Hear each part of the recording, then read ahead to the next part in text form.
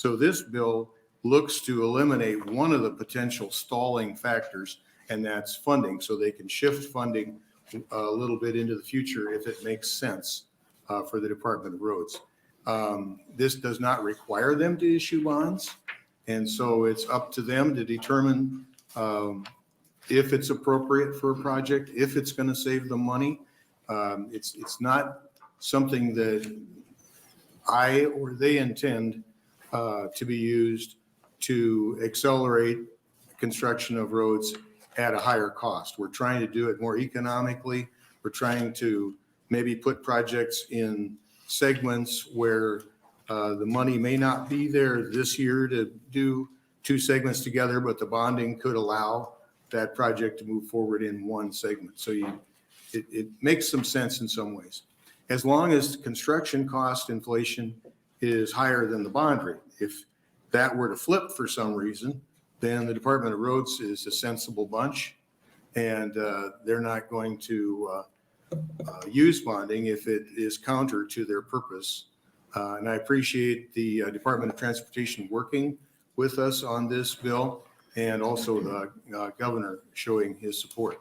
So one quirk in the amendment that's a little bit of a wrinkle is that it also extends the date of and that's how we've gotten where Highway 30 is under contract and going to be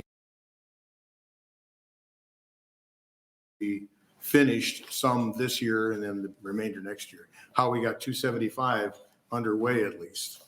And so extending the Build Nebraska Act to 2042 allows them to issue bonds and have a revenue stream to pay them off. Because if you can't borrow money if you're not going to have income to pay it. You know, if your research grant that, you know, you're some professor trying to do something and your research grant runs out, you're not going to be able to borrow money to continue your project. And it's the same thing with the Department of Roads. No bonding company is going to loan or sell bonds for you if you don't have the revenue stream to pay for it. So I think that's probably more than you wanted to hear, but you can tell I'm excited about it. And I appreciate you sitting through my discussion. Thank you. Thank Madam you, Senator Chair. Moser. Are there questions from the committee? Seeing none, thank you very much for being here. Thank you.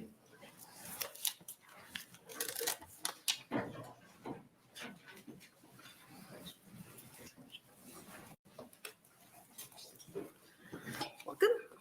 Good afternoon, Chairwoman Linehan and members of the Revenue Committee. Thanks for the opportunity to be before you today. My name is Jim Pillen, J-I-M, P as in Paul, I-L-L-E-N. And I have the incredible privilege of serving as the 41st governor of the incredible state of Nebraska. Still never going to be normal. I'm here to testify today in support of LB 706 and the proposed amendment. I'd like to thank Senator Moser for bringing this bill. I maybe just want to hit from a great big conceptual perspective. I think that the one thing that every one of us would agree on is that Dwight D. Eisenhower's vision of interstate commerce post-World War II was absolutely brilliant and absolutely incredible on how fast that took place across the state and had a huge hand in making us a global economic power. I would say that from my seat and many Nebraskans that let's just say for 50 years, the state of Nebraska has really dropped the ball when we talk about intrastate transport in the state of Nebraska. So I believe deeply this is a really, really important issue for the state of Nebraska to compete so that we have the ability to have an infrastructure that allows us to grow this state and do it in an economically viable way. And some who have been opposed to bonding said, you know, it's not fair that our grandkids pay for it. We can do this in a fiscally responsible way, just like all of us have done in business, where we borrow money in a fiscally responsible way and run it. If we all ran our businesses solely with the cash that that we make from our businesses, it'd take it's a long time coming. And personally, Suzanne and I moved back from Kansas State in 1983. And guess what? The 4-lane expansion started that year in 1983 on the east end of Columbus. And we're still not connected to Fremont on 4-lane. And my math says that's 40 years. So just think one project, just think if that project would have been bonded and invested, it would have been done in 5 years instead of 40. And just think of the economic activity that's been lost and the ability for our state to grow. And I could talk about 275 going to Norfolk and then going to O'Neill. Things have to be smart, but I believe we've really missed the boat as a state. So I believe today 706 provides a pathway for the expansion and reconstruction of state's highway system in a way that ensures the necessary projects are planned and completed on a much faster timeline. Our timelines just haven't cut it. Until now, we've taken a pay-as-we-go. This legislation through the Build Nebraska Act, this legislation would exercise bonding authority and ensure that the revenues exist to pay for whatever the projects that improve safety, support economic development, and connect our communities. I don't think there's enough communication about the safety that a lot of our 2-lane highways. You go in a lot of different areas with 2-lane highways, and the traffic's incredible. And those are safety hazards and great opportunities. As we watch the construction and labor costs, I think we all agree that the chances of those decreasing probably aren't very great in the near future. Just being able to have the ability to speed the process up just does nothing but make good economic sense. This bill does not increase the tax currently allotted to the BNA. I think that's important. It does change the funding paradigm to the benefit of communities which see the greatest economic impact for completion of highway projects. The amendment allows for collection of sales tax up to 2042, covering the cost of designated projects. No bonds will be issued after 2029 except for refunding. I recognize the importance of being fiscally conservative and paying our bills. And I know everybody in this committee believes the same. Bonding does not alter that philosophy. You can bond and be fiscally conservative. It provides the mechanism, I believe, that we need to make sure that we are doing all we can as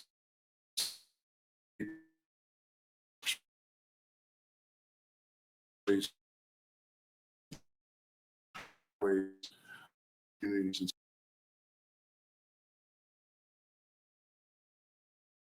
compete with anybody around us. So it's an incredibly important investment in my eyes. So I appreciate the opportunity to visit. Any questions, I'd be happy to entertain. Thank you, Governor Pillen. Are there any questions from the committee? Seeing none. Thank you very much. Thank you very much. Thanks for all you do. See you later.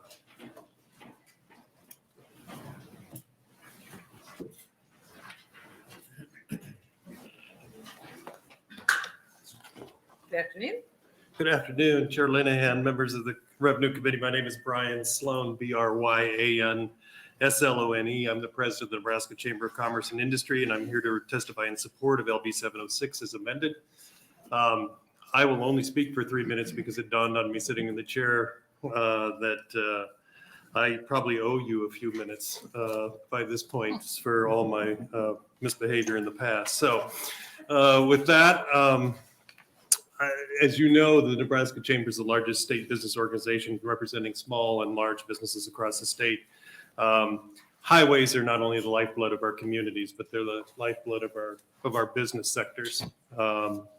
For our business segments, including agriculture, including manufacturing and others, our highways are virtually our connection to our customers, to our vendors, and to our suppliers. Historically, the Chamber's taken a fairly cautious approach to bonding, but it has not been opposed to bonding. We have worked with within the context of saying there needs to be some safeguards on bonding and basically three things which I identify in my testimony. First, any bonding should be related to some very specific projects. It should not just be a general open-ended process, and hopefully those are priority projects. Second, it should be tied to a specific funding source, preferably one tied to highway use or other funds used for highways. And third, there must be some specific end dates for the projects and for the financing associated with. All of those concepts are sufficiently addressed in this legislation, and for these reasons, the Nebraska Chamber of Commerce supports 706 as amended. Thank you very much, Mr. Sloan. Other questions from the committee? Seeing none? Oh, excuse me, I'm sorry. Thank you, Senator Cobb. Lanahan. Mr. Sloan, can you tell me a little bit about the economic development benefits that this would actually bring? Do you see anything now, or is there anything coming on the horizon that we need to be aware of? Yeah, so I would say that just as one example, manufacturing was clearly our highest growth industry, particularly during the COVID era in the last 2 or 3 years. That's going to continue. Columbus tends to be a manufacturing central for our state, but it's also important in Norfolk. It's also important in Fremont. It's also important in Gearing and Scottsbluff, where I come from. Those highway connections are critical to the continuing growth of manufacturing as manufacturing moves back from overseas and the supply chains move back from overseas between agriculture, manufacturing, and transportation. That's about 30% of our GDP in the state. So very few states have as much invested in our transportation infrastructure as we do. Okay, thank you. Thank you, Senator Cobb. Are there any other questions from the committee? Seeing none, thank you very much. Thank you very much. Next proponent.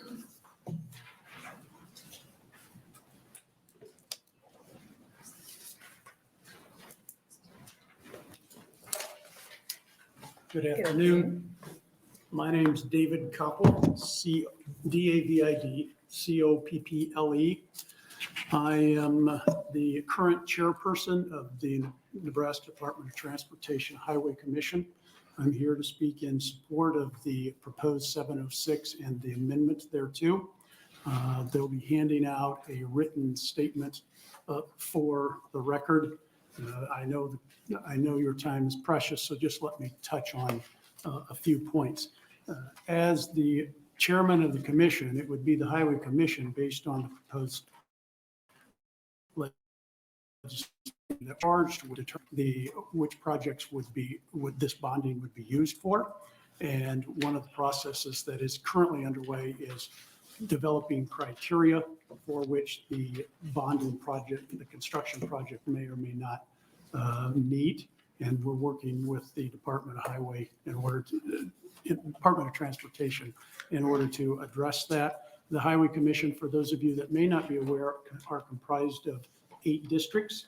They are current, there's one current vacancy. There of the 7 commissioners that are in place, I've had an opportunity to speak personally with all but one of them, and she was out of state on family travel and unavailable. All of the commissioners have indicated and expressed a support of this legislation as amended. One of the primary concerns for the commissioners at the onset was the funding source. And with the amendment dealing with the extension of BNA or Build Nebraska Act, we think that that provides a reliable funding source for the department. We also believe that this legislation will provide for an efficient, economical, effective way for the department to, as you know,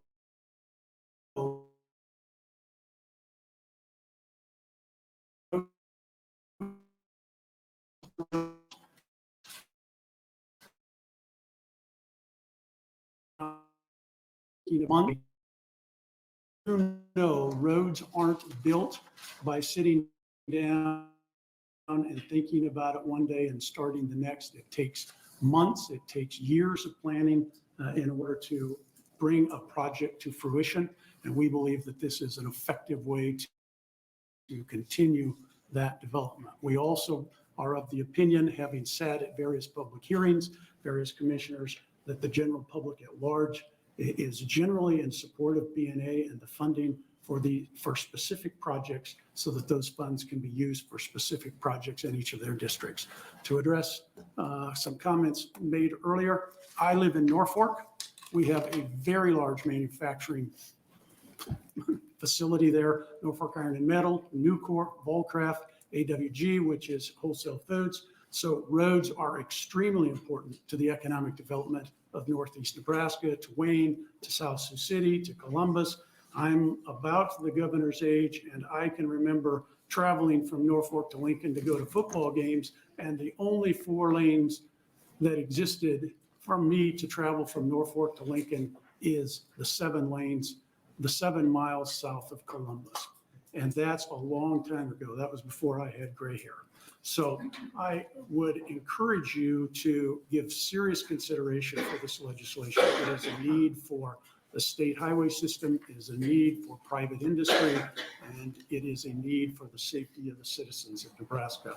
I will defer questions to the director, who has much more hands-on dealings with this than I, but I'd be happy to answer any questions that any of you may have. Thank you very much. Are there questions from the committee? Seeing Thank you. none, thank you Appreciate very your time much. and attention. Next proponent.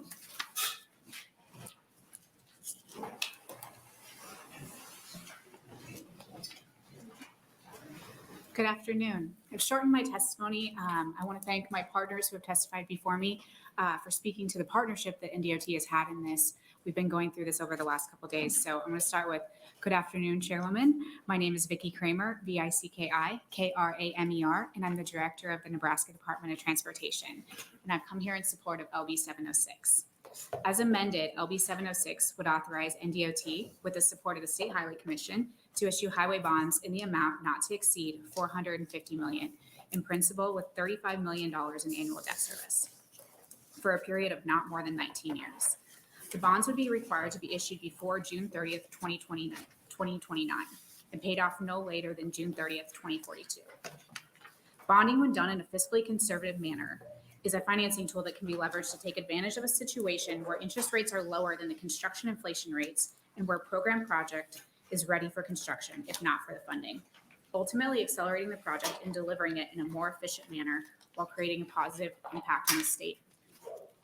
Per LB 706, the projects eligible for bonding would be expansion projects on the expressway system, federally designated priority corridors, and surface transportation projects designated by NDOT as authorized in the Build Nebraska Act. The bonds would be paid using a portion of sales and use taxes already allocated to the State Highway Capital Improvement Fund by the Build Nebraska Act. Funds from BNA have been instrumental in permitting NDOT to construct capital improvement projects, including US 275, US 30, and US 385. These important projects provide Nebraskans with vital access to commerce, emergency services, and support the movement of people and goods. As amended, the bill would extend the Build Nebraska Act funding until 2042 to ensure funding for the term of the bonds and to preserve the important tool to improve the lives of Nebraskans across the state. NDOT values the principles of fiscal responsibility and the approach of pay as you go. The money pulled from the State Highway Capital Improvement Fund to pay annual debt service is capped to protect our asset preservation program and ensure the level of service on our roadways is not negatively impacted. It also enables NDOT to continue our fiscal responsibility by avoiding construction inflation costs by spending money today instead of waiting years to complete projects. LB 706 would create an additional option for consideration to accelerate completion of some of our most needed highway capital improvement projects.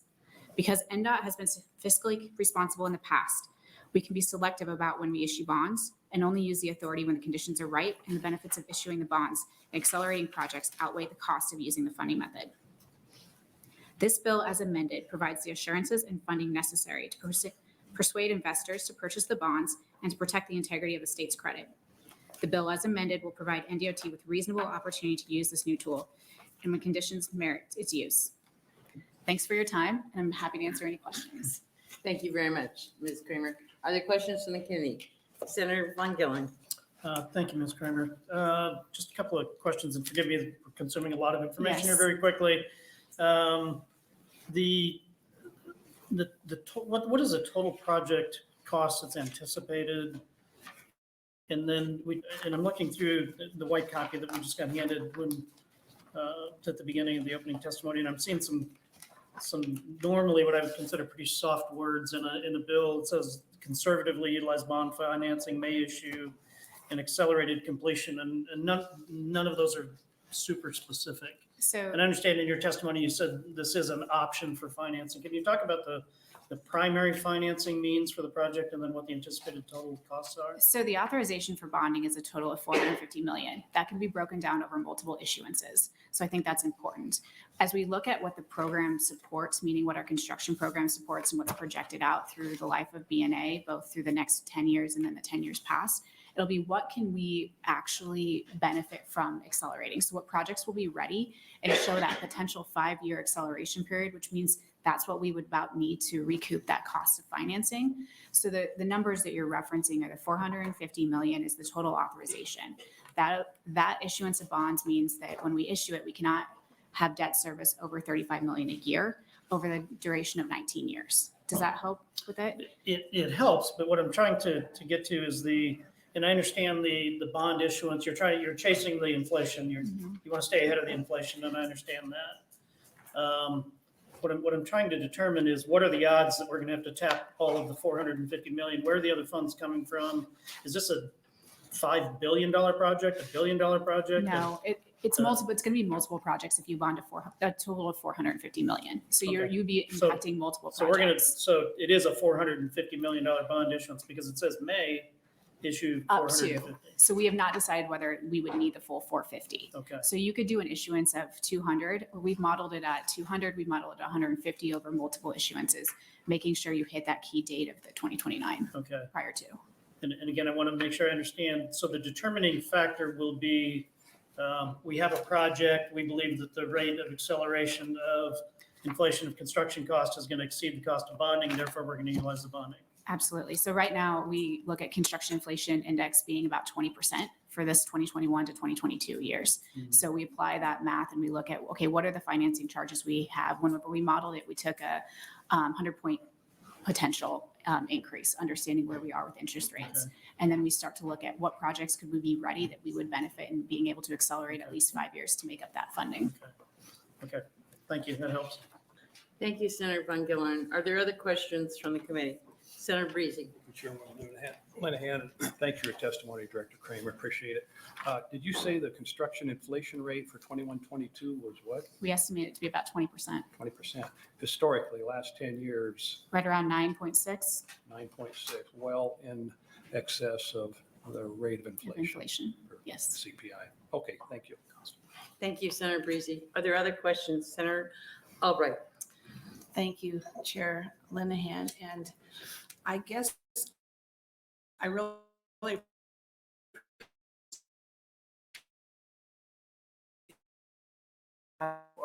so like you tested, it's kind of bubble to the top.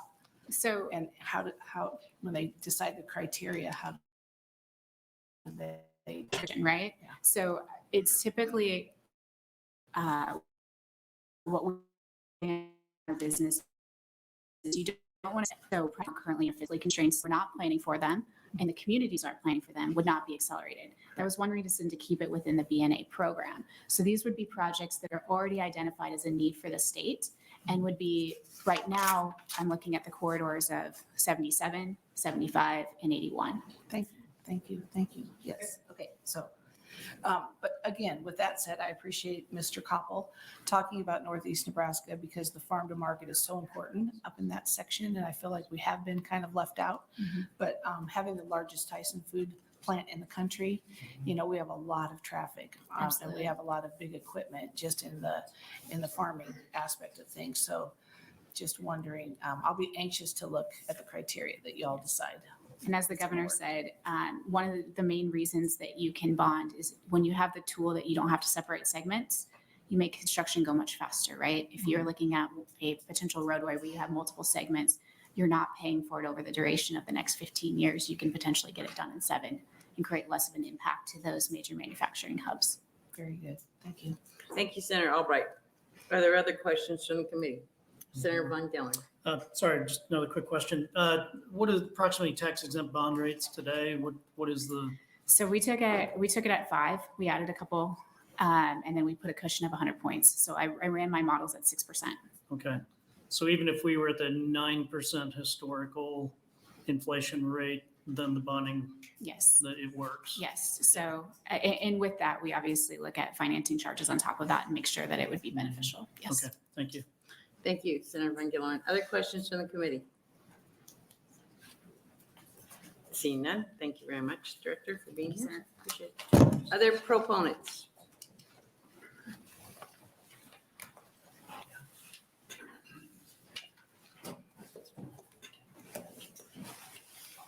Good afternoon.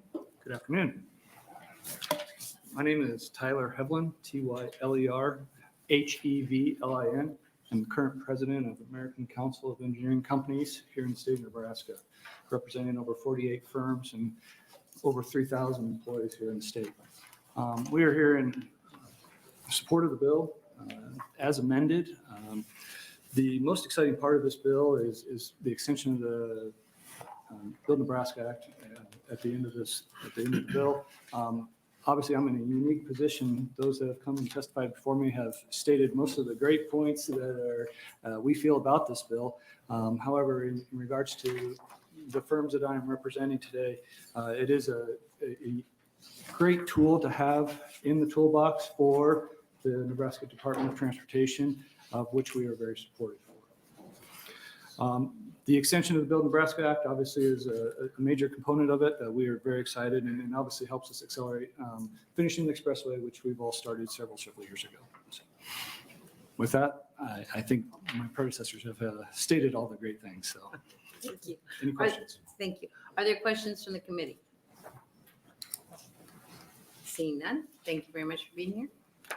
Are there other proponents?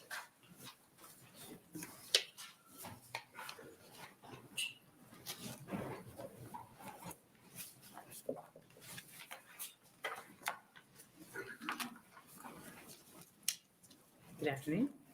Good afternoon, Chairperson Linehan, members of the committee. For the record, my name is Beth, B-E-T-H, Bazin, B-A-Z-Y-N, Farrell, F-E-R-R-E-L-L. I'm with the Nebraska Association of County Officials, and I'm appearing in support of just one limited piece of the amendment, and that's the portion that would extend the Build Nebraska Act. That has been a wonderful tool for counties because of the money that's gone into the highway allocation fund, and we would just encourage your support of continuing that. I'd be happy to answer questions. Thank you very much. Are there questions from the committee? Seeing none, thank you very much.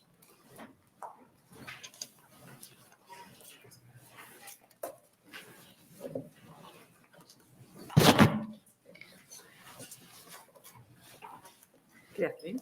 Good afternoon. Senator Linehan, members of the committee. My name is Lynn Rex, L-Y-N-N-R-E-X, representing the League of Nebraska Municipalities. We're here today in strong support of this bill. This bill is not just about economic development, it's also about public safety. Many of you may remember some of the discussions that happened in 2011 when LB 84 was being enacted. Senator Fisher, former State Senator Deb Fisher, was the introducer of LB 84, the Build Nebraska Act. By the way, she did have bonding in that original bill. This is an extremely important piece of the puzzle so that we can complete our expressway system that was long ago promised. In addition to the issues of economic development and public safety, it also deals with some of the most primary issues of just the ability of folks to get along from one place to the next.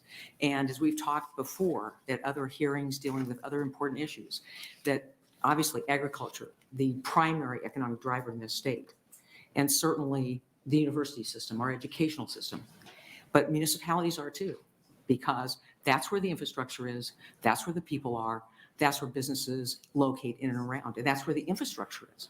But in order to make that successful, you have to be able to connect them. And so this is such a critical piece of it. We appreciate the governor introducing this bill, Senator Moser introducing it on his behalf. I'm happy to answer any questions that you might have. Thank you very much. Are there questions from the committee? Seeing none, Thank you very much. Are there other proponents?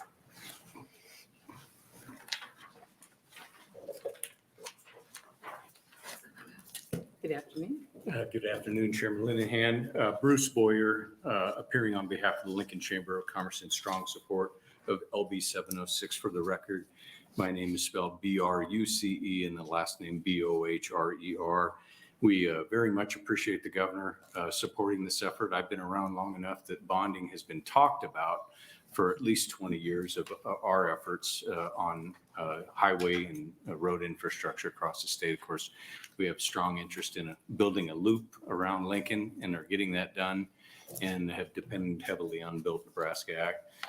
I know we had our annual meeting today, so I got here just about 5 minutes ago and missed all the prior testifiers, but I'm sure they probably highlighted quite a number of people who played a prominent role over the years in championing this cause.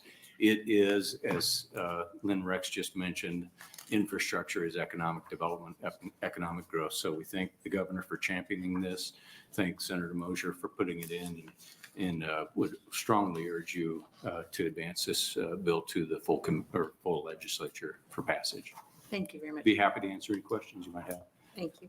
Are there any questions from the committee? Seeing none, thank you very much. Thank you. Are there any other proponents? Any other proponents?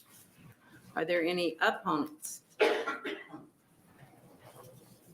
Is there anyone wanting to testify in the neutral position?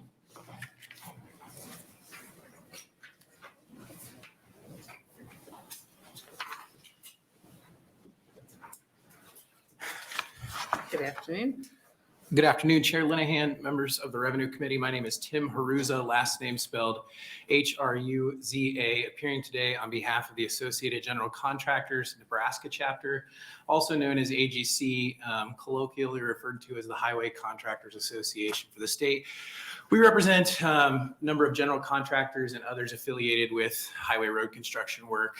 Typically, our members do this type of construction on behalf of the state and municipalities throughout Nebraska. I want to start today by apologizing that you have me in the chair. Most of you know Katie Wilson, our executive director. AGC's annual convention is taking place today. All of our members are down the street at the Embassy Suites, so I'm appearing in her stead, and she wants to send her regards both to you as well as to the governor and the director and the other proponents today. I do want to start by thanking Governor Pillen and Senator Moser for being forward-thinking and thinking innovatively about how best to continue to move Nebraska's infrastructure and our highway program forward. Bonding is a conversation that's been going on for a long time now. And I think that's maybe where I'll start my comments about our position in the neutral here today. 2 years ago, when Senator Walz introduced this bill, Katie came and testified opposed on behalf of our association. We have, if you rewind 10 years ago to where we were, we would have opposed any bonding, any use of bonding for the construction of highways and roads by the state of Nebraska. Our members have seen firsthand, and you've heard a number of testifiers explain to it, the ability to use bonding and use financing to help move projects down the line, particularly in light of the high cost of inflation that we have seen, is a good tool for the state to have. And I think that's why you see us moving our position over the last several years. When Katie came and testified in the opposition last time, it was really focused on one issue, one piece of this conversation. And that is a dedicated source of funding. You heard Mr. Sloan kind of mention that in his testimony earlier today on behalf of the chamber. That has really been our focus in doing this. When we issue bonds, or if the state's going to issue bonds to make future payments, we think it is critical that you identify a dedicated source of funding for how you're going to make those payments to avoid any situation in which you are reaching into your future annual budgets to make payments for work that is already done, and then kind of losing sight or losing track of the upkeep and maintenance of your existing program. With that background, when we testified before, and the conversation that we've had has always focused on the existing bonding authority that sits in statute does come with a dedicated source of revenue. So, and if you look at the bill, and I'm looking at the amendment, but AM 450, when you look at the piece in section 14, pages 9 and 10, excuse me, that's the wrong one. Pages 7 and 8, it's section 13, section 12 of the bill, that makes an amendment to 392223. Subsection 2 of that statute is existing bonding authority. There's a component piece to that provision in chapter 66, 41, 44 that ties that to an excise tax on fuels to ensure that the bond payments are made by an increase, I guess, or an excise tax levied at 125% of the bond payments plus interest. We've always felt comfortable with that as a mechanism to ensure that your bond payments into the future are covered. That is all to say that AM 450 is sufficient to put us into a neutral position because of the focus on Build Nebraska Act and because of the piece that extends it for the next 10 years. We have been a strong supporter of BNA. We've had conversations about ensuring that that program gets extended. What I think we've begun in a conversation with the director over the last several days regarding this bill and moving forward. We've begun a conversation about whether using Build Nebraska Act funds satisfies our desire to see a dedicated source of revenue. Those conversations are ongoing. I think we want to continue to build a better understanding of how that will work, both from the department side and then from a big picture from our members' side, and how it will affect the program moving forward. So with all of that, I'm happy to answer any questions that you might have, and I thank you for the time. And I also want to reiterate our commitment to working with the department and the administration, and working with them to get this done. We are very supportive of the ideas that they have conveyed to us thus far. I think we want to continue our conversation so that we feel comfortable that this will put us in a good place in the future. Thank you. Are there questions from the committee? Seeing none, thank you very much. Thank you. Are there any others wanting to testify in the neutral position?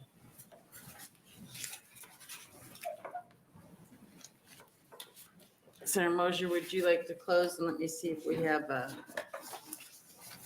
do we have letters for the record? I believe so.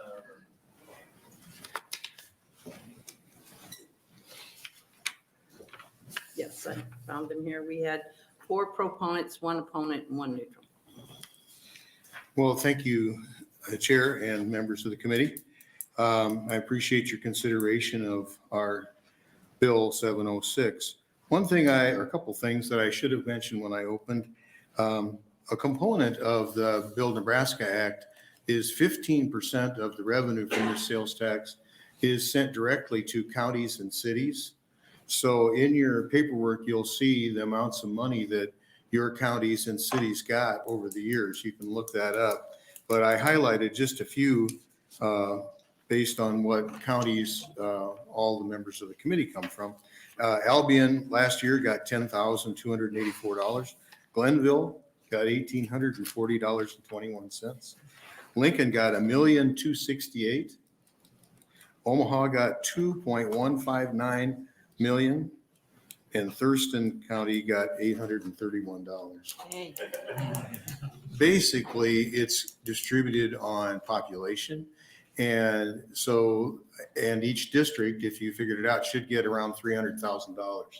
But since the districts are concentrated in Omaha and Lincoln, that's how come they're getting way more money than the other. So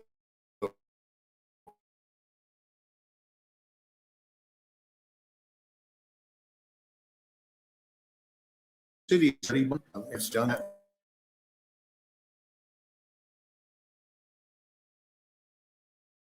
Plans out 10 years.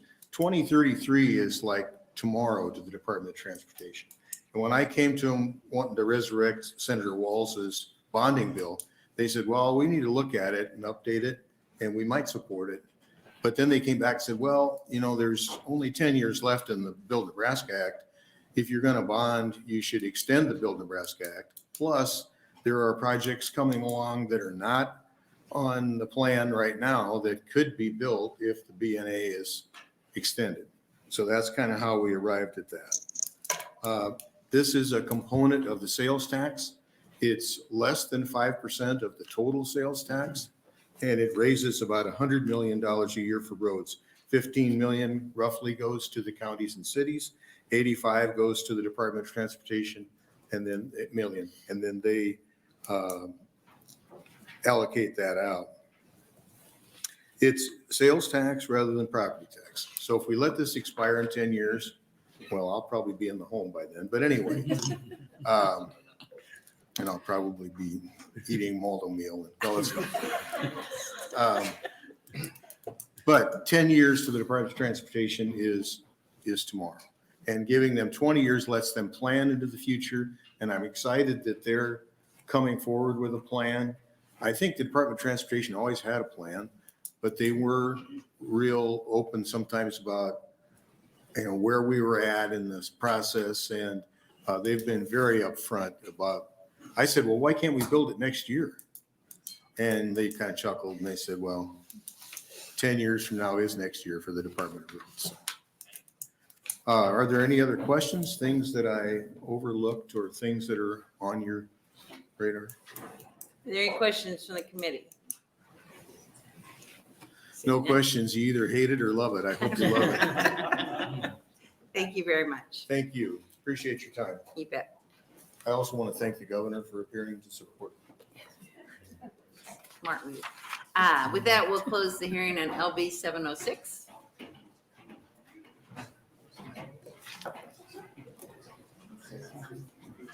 And open the hearing on LB 584.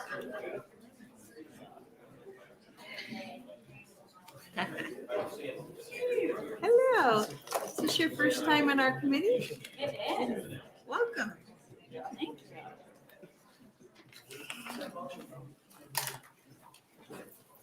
I didn't bring my bodyguards, but they're there. I pretend. We're ferocious. I know, right? Okay. Good afternoon.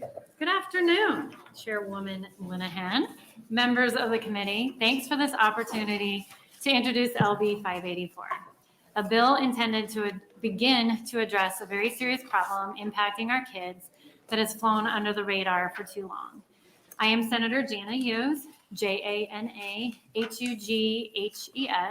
serving the Legislative District 24.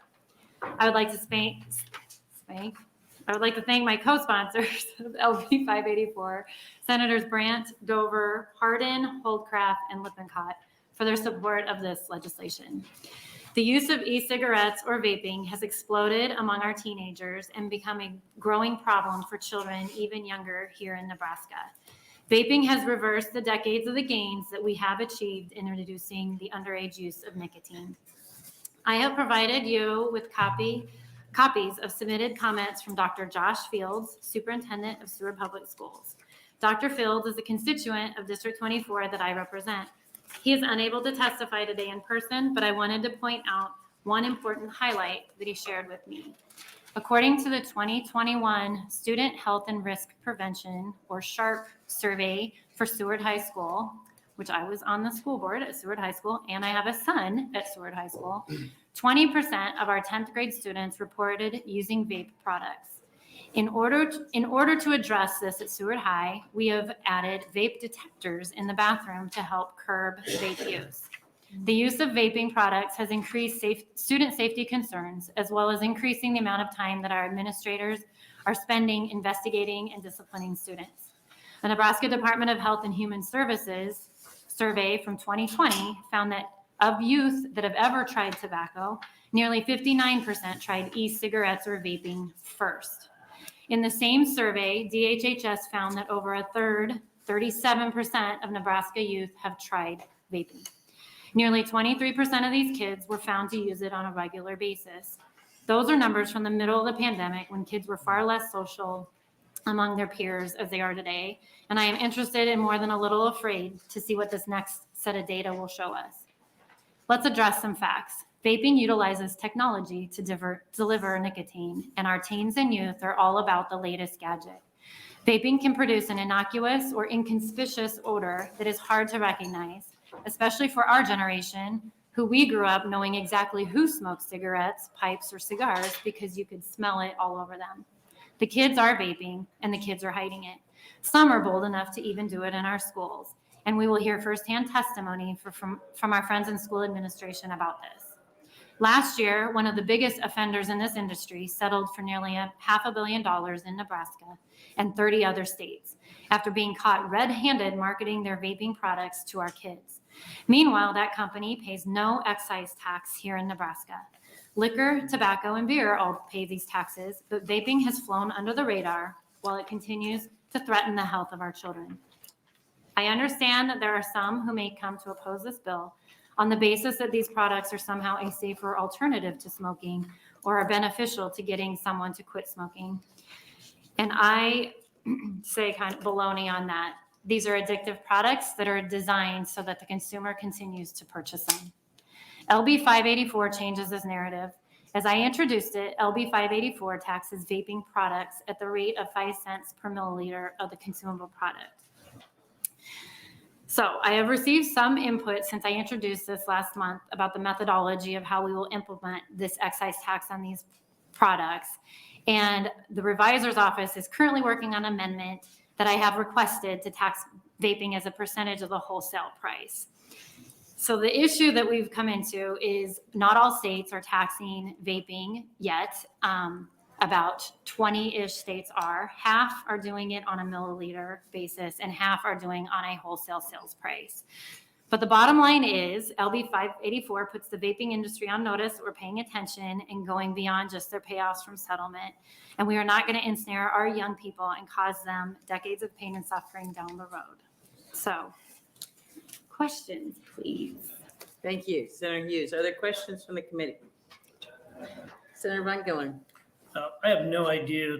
I know what vaping is. Obviously, you've seen it. I have no idea. How many milliliters are there in a typical cartridge? Yeah. Thank Yeah, you. I think I didn't even know the right question to ask. Right. And so like trying to figure out how much you should tax or whatever are, but like a Juul cartridge, which is has equivalent nicotine to like a pack of cigarettes, is 0.7 milliliters. So it's 5 cents is not very much on that. If you would compare it, like today we tax cigarettes at 64 cents a pack, which is equivalent to 20% of a wholesale price of cigarettes. So that's where I started with, well, do we need to tax it on percent wholesale, since that's what half the states did and the other half are doing it on milliliter. It's still a fairly new industry, right? And that's, I think, why it's gotten kind of, or nothing, it's not across the board yet in the United States. And what's the cost of a cartridge? I mean, you said it's 0.7 milliliters in a cartridge. Right. That is a good Just question. round- I don't have that fact. I don't know, but I can All let right. you know. Somebody else will gladly testify that. I'm sure, I would hope. Anybody vape here? How about this? Anybody here vape that we could know? We'll get down to it. We'll get the answer. Okay. Thank you. Thank you, Senator Van Gillen. Senator Powell. Thank you, Senator Linehan. Senator Hughes, how did you come up with this? Did somebody bring this to you? Actually, thanks for asking me that. So this I brought all by myself. I actually, as a new senator, I don't know if you guys, there's some newbies here in with me. We got handed a little pamphlet on excise taxes that the state puts together. I'm assuming it's yearly. They put that excise tax thing together, but whatever, we got it. And flipping through it, it talks about just all the other taxes, inheritance and whatever. And I went to the tobacco page and was looking, and coming from school board, I see the issue with vaping and how strong it was. And I'm like, we're not taxing vaping, and we don't. And it just really shocked me. It shocked my legislative aide, who in fact, just the other day, his 6th grader came home and asked him what vaping was. And he's like, why are you asking what vaping? Had a friend in class that did a TikTok video of her vaping. And so, anyway, it's a big issue. So when I saw that it wasn't being taxed from Nebraska, on a Nebraska standpoint, when we're taxing other things, it made me think maybe we should be doing this. And so I am navigating this all brand new. And let me tell you, the reason we did 5 cents off the bat, we thought, let's look at what other states are doing. Kansas is vaping the liquid at 5 cents. And that's where that language came in initially. But if you look at, and I think we handed that out, it runs the gamut. States that tax it by milliliter are anywhere from 5 cents to, I think it's in the high 90s, and with an average being 47 cents. And then the whole, if you tax it on the wholesale price of the cartridges as well as the device, it runs anywhere from 5% up to, I can't remember what the top end percent was either. So it's really kind of the wild, wild west out here for this one right now. And there's not a lot of information, like cigarettes, there's years and decades of data that can show this much tax on a pack of cigarettes does this, right? Has this kind of effect with kids. We don't have that data, of course, yet with vaping because it's such a new concept. So that's another hard part a little bit to navigate. Because ideally, there was 2 reasons I brought this. One, I would love to see it, even if we get a few kids to maybe not do it because it's more expensive, that would be a great thing. And then I just think it's not right that we're letting a certain industry in that same field get by with no tax at all. So there's kind of twofold to my approach to this. So anyway, thanks for that question. Thank you, Senator Cowles. Are there any other questions from the committee? Senator Breeze. Thank you, Chair Lanahan. Thank you for bringing this and being here today. You said 0.7 milliliters in a cartridge, did you say? In a cartridge? Don't know anything about it. What's a cartridge cost retail? That is what Senator Van Gellern asked. I don't know. I will have to get that to you. I will get that to you. Yeah, I'll get them more information. I look at the fiscal note and the revenue they're talking about. So that the fiscal note is clearly on the 5 cents per milliliter. Yes, and I'm trying to compare that if we went 20% or 30% of wholesale. Fair and trying to right. decide what Fair that enough. means. But anyway, and you wouldn't object to directing this revenue to tax relief, right? So I didn't direct it to anything because, again, new, and I thought, let's just start off here and see where we go. But no, I'm not. I suppose I'm going to call the newbie card here. There's probably a lot of things this could go to too, whether it be the other piece to it, right, is you can do this to help underage smoking, but also prevention things can help. And I know we've got pockets of funds out there for that. And I'm all about helping property tax as well. So, I mean, there's options. Thank you. Okay, thank Thank you. you. Thanks for the question. Thank you, Senator Breezy. Any other questions from the committee? Seeing none, thank you very much. Okay. I'm staying. Okay. Do we have any proponents? Don't be shy.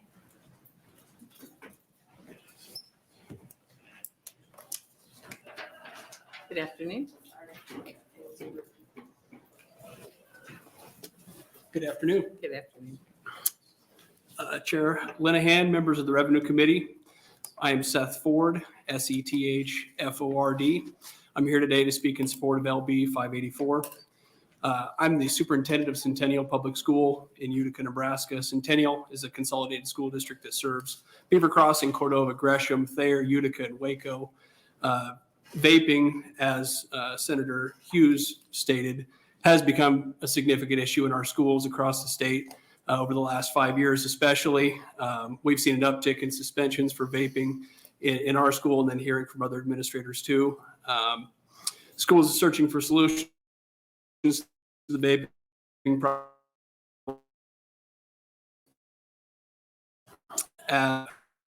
From vape sensors in bedrooms because you can't smell vape like you could smell cigarette smoke. So we try to install those expensive detectors, and they don't always work. Tried some software systems to manage and track when students are in and out of a classroom to try to control it as best we can. We also continued other education efforts like the DARE program to try to discourage the use of these addictive products. These efforts all help, but we'd definitely be in support of the legislature placing an excise tax on these products to discourage their further use. As you know, students make decisions that are reckless or rebellious, and it's nothing new in our society. In the past, students did smoke cigarettes or chew tobacco, but these activities we feel have largely been supplanted by vaping in our schools. Vaping is particularly addictive, and what's worse, it seems to be a gateway substance for students.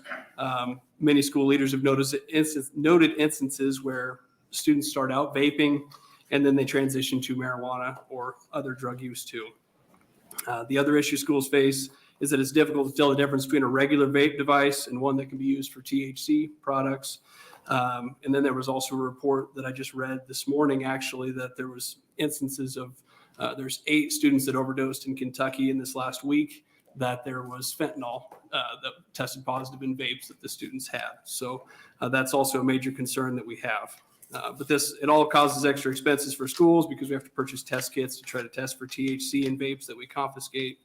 And it's easier as I mentioned earlier, it's easier for students to get addicted to vaping than other tobacco products. The vapes are made with fruit flavors and seem to be marketed to young people. And I did mention cigarettes and chewing tobacco because past efforts by the legislature to place excise taxes on these products, we believe, played a part in decreasing their usage by teenagers. In the mid-90s, the American Lung Association did a survey, and about 36% of teenagers using tobacco products at that time. And in 2015, that number was down to 9%. And one of the factors that contributed to this improvement was the increased cost of tobacco products. And hearing the numbers from Senator Hughes, you can see that we're almost that same mid-30s range of usage of this type of product. So we believe economics can work in our factor to curb the substance abuse. Having higher prices should lower the demand. These vaping products are new enough, it's difficult for us to gauge the long-term effects of the students that use them. And so we don't have those long-term studies to see what it does to someone's lungs, but we do know that it's addictive.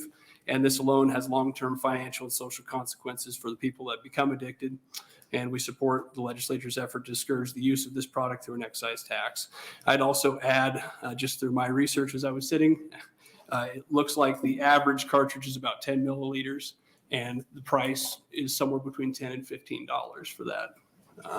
So kind of gives you an idea where that tax might land. But I want to thank you all. Thanks Senator Linehan and the Revenue Committee for this opportunity to testify, and thank you for serving the state of Nebraska. And if you have any questions, I'll answer them as best I can. Thank you very much. Are there any questions from the committee? Seeing none, thank you for being here. Are there other proponents?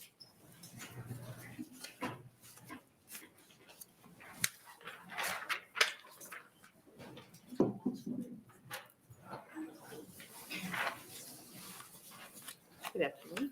Good afternoon, Chairperson Linehan and members of the Revenue Committee. My name is Maggie Ballard, MAGGIE, and I am here as a prevention specialist at Heartland Family Service, which is based in both the Omaha and Council Bluffs area. I'm testifying in support of LB 584 and want to sincerely thank Senator Hughes for not only introducing this bill, but just for starting the conversation this session around how much of a problem our state has with vapes, Juuls, and other nicotine products. As a prevention specialist, my team and I do presentations around the area, particularly with middle school students, talking about how addiction happens, the brain development, how making low-risk choices with alcohol, tobacco, and other drugs will protect what they care about, and what is considered high risk and what's considered low risk. So to be clear, at this time, there is no known low-risk amount of nicotine that can be consumed.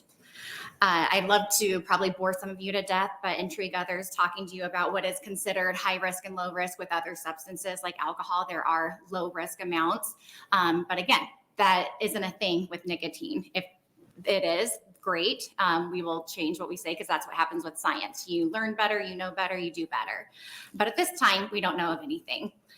So almost every school we go into, vaping, as you heard, is reported as overwhelmingly the #1 problem. That's what I hear from teachers. That's what teachers are hearing from parents. That's what happens when we go to health fairs. Community members are saying, oh my gosh, we are seeing so many vapes. And of course, as other people have said before me today, we've seen that cigarette use has continued to go down in our country over the years. As it happens, we've seen vaping become such a problem that it was declared an epidemic. So I cited some data that was from just a little bit different source than what Senator Hughes cited, but the takeaway is still the same. You can see that our youth, high school age, the rates are increasing incredibly, even though cigarette use continues to go down.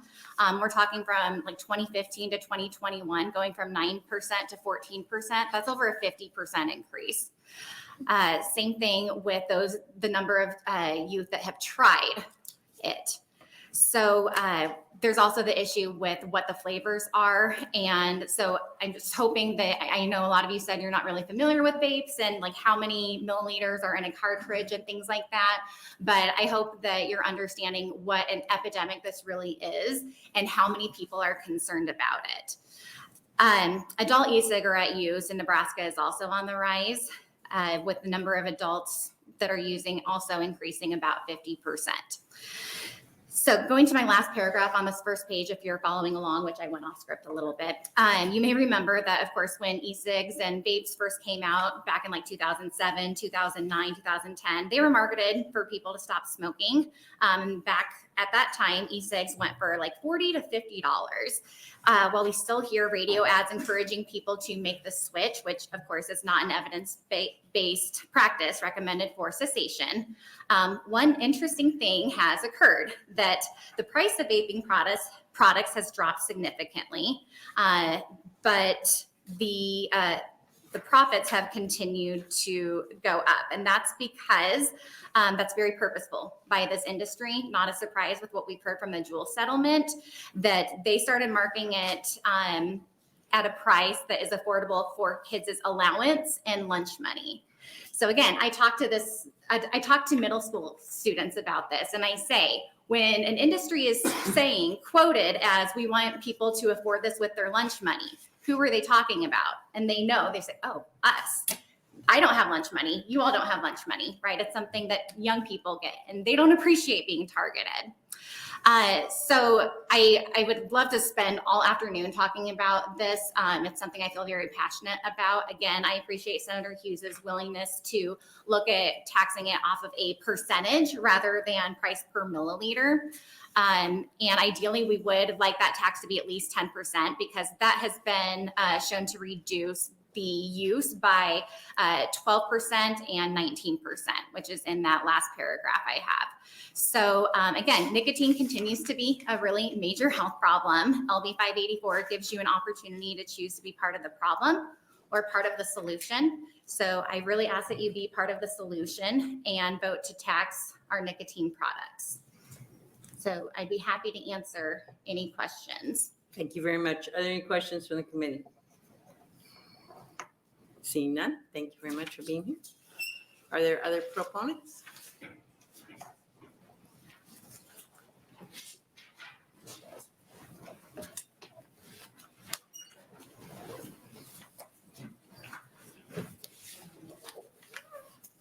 Good afternoon, Senator Linehan and the Revenue Committee. My name is Laura McDougall, Laura McDougall. I'm the Health Director for the Four Corners Health Department, which hails from Senator Hughes' district.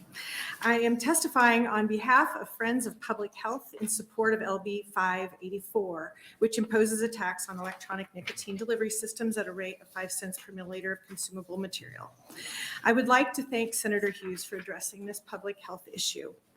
Electronic tobacco product use has grown in popularity, as you've heard, over the last several years, reigniting the pattern of nicotine addiction in youth and young adults. The Youth Risk Behavior Survey completed in 2021 for Nebraska high school students showed 33.7% had tried electronic vapor products. Current use among high school students, meaning at least one day in the last 30 days, reached 14.7% in 2021.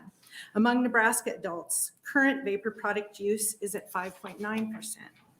Passing this bill would add Nebraska to the 5 other states, including Delaware, Kansas, Louisiana, North Carolina, and Wisconsin, that have implemented the same taxation of 5 cents per milliliter, in addition to the 26 other states with higher statewide vapor product excise taxes.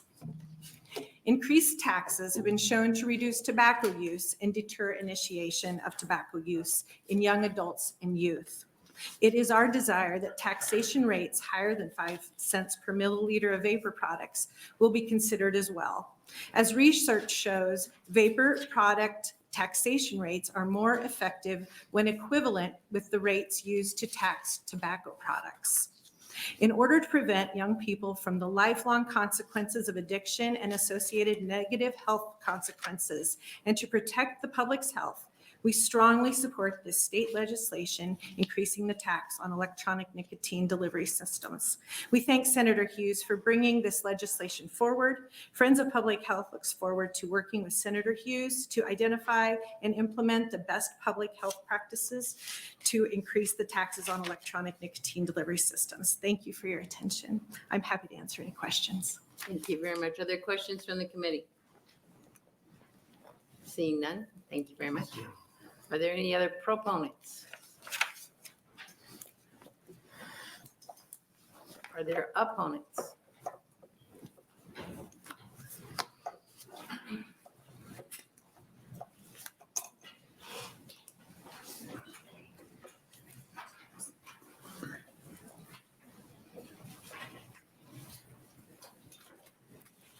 Good afternoon. Good afternoon, Chairwoman Linehan and members of the Revenue Committee. My name is Sarah Linden, SarahLinden, and I am president of Nebraska Vape Vendors Association and also owner of Generation V, a Nebraska-based business with 15 stores in the state. We kindly ask that you oppose LB 584, which would impose a 5-cent milliliter tax on vape liquids, which adds $6 to the price of a $30 bottle of e-liquid, the equivalent of 20% retail tax and 100% wholesale tax.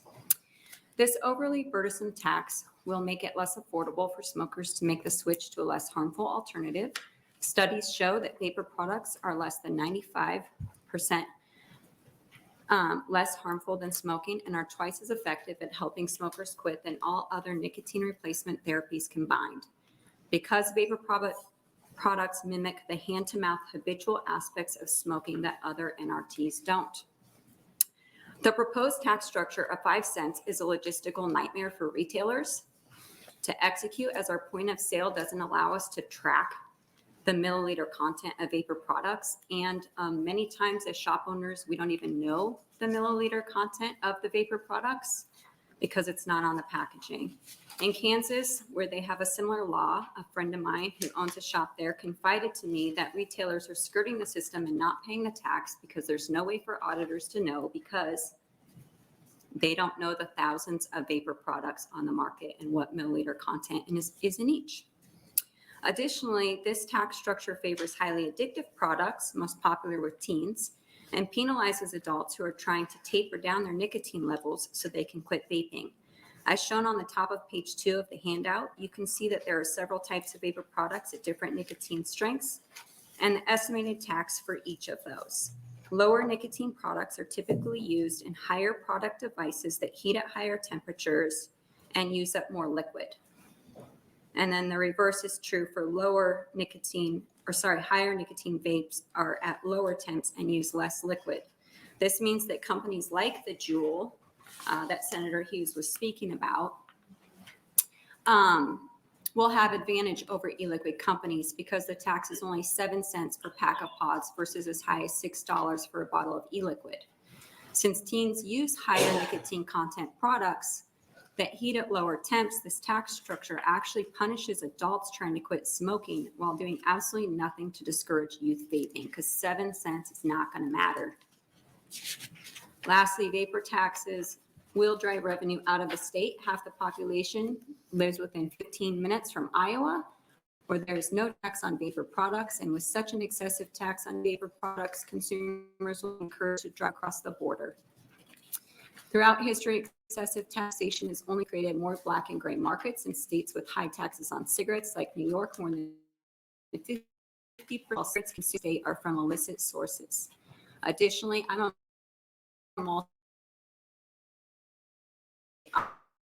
operator. State will take this 27,000 square foot building I'm just broke ground on in Lincoln and my 145 jobs to Iowa. We work extremely hard to prevent sales to minors. We train our staff to ID every single customer that comes through our door, even turning away 60-year-olds because they don't have their ID.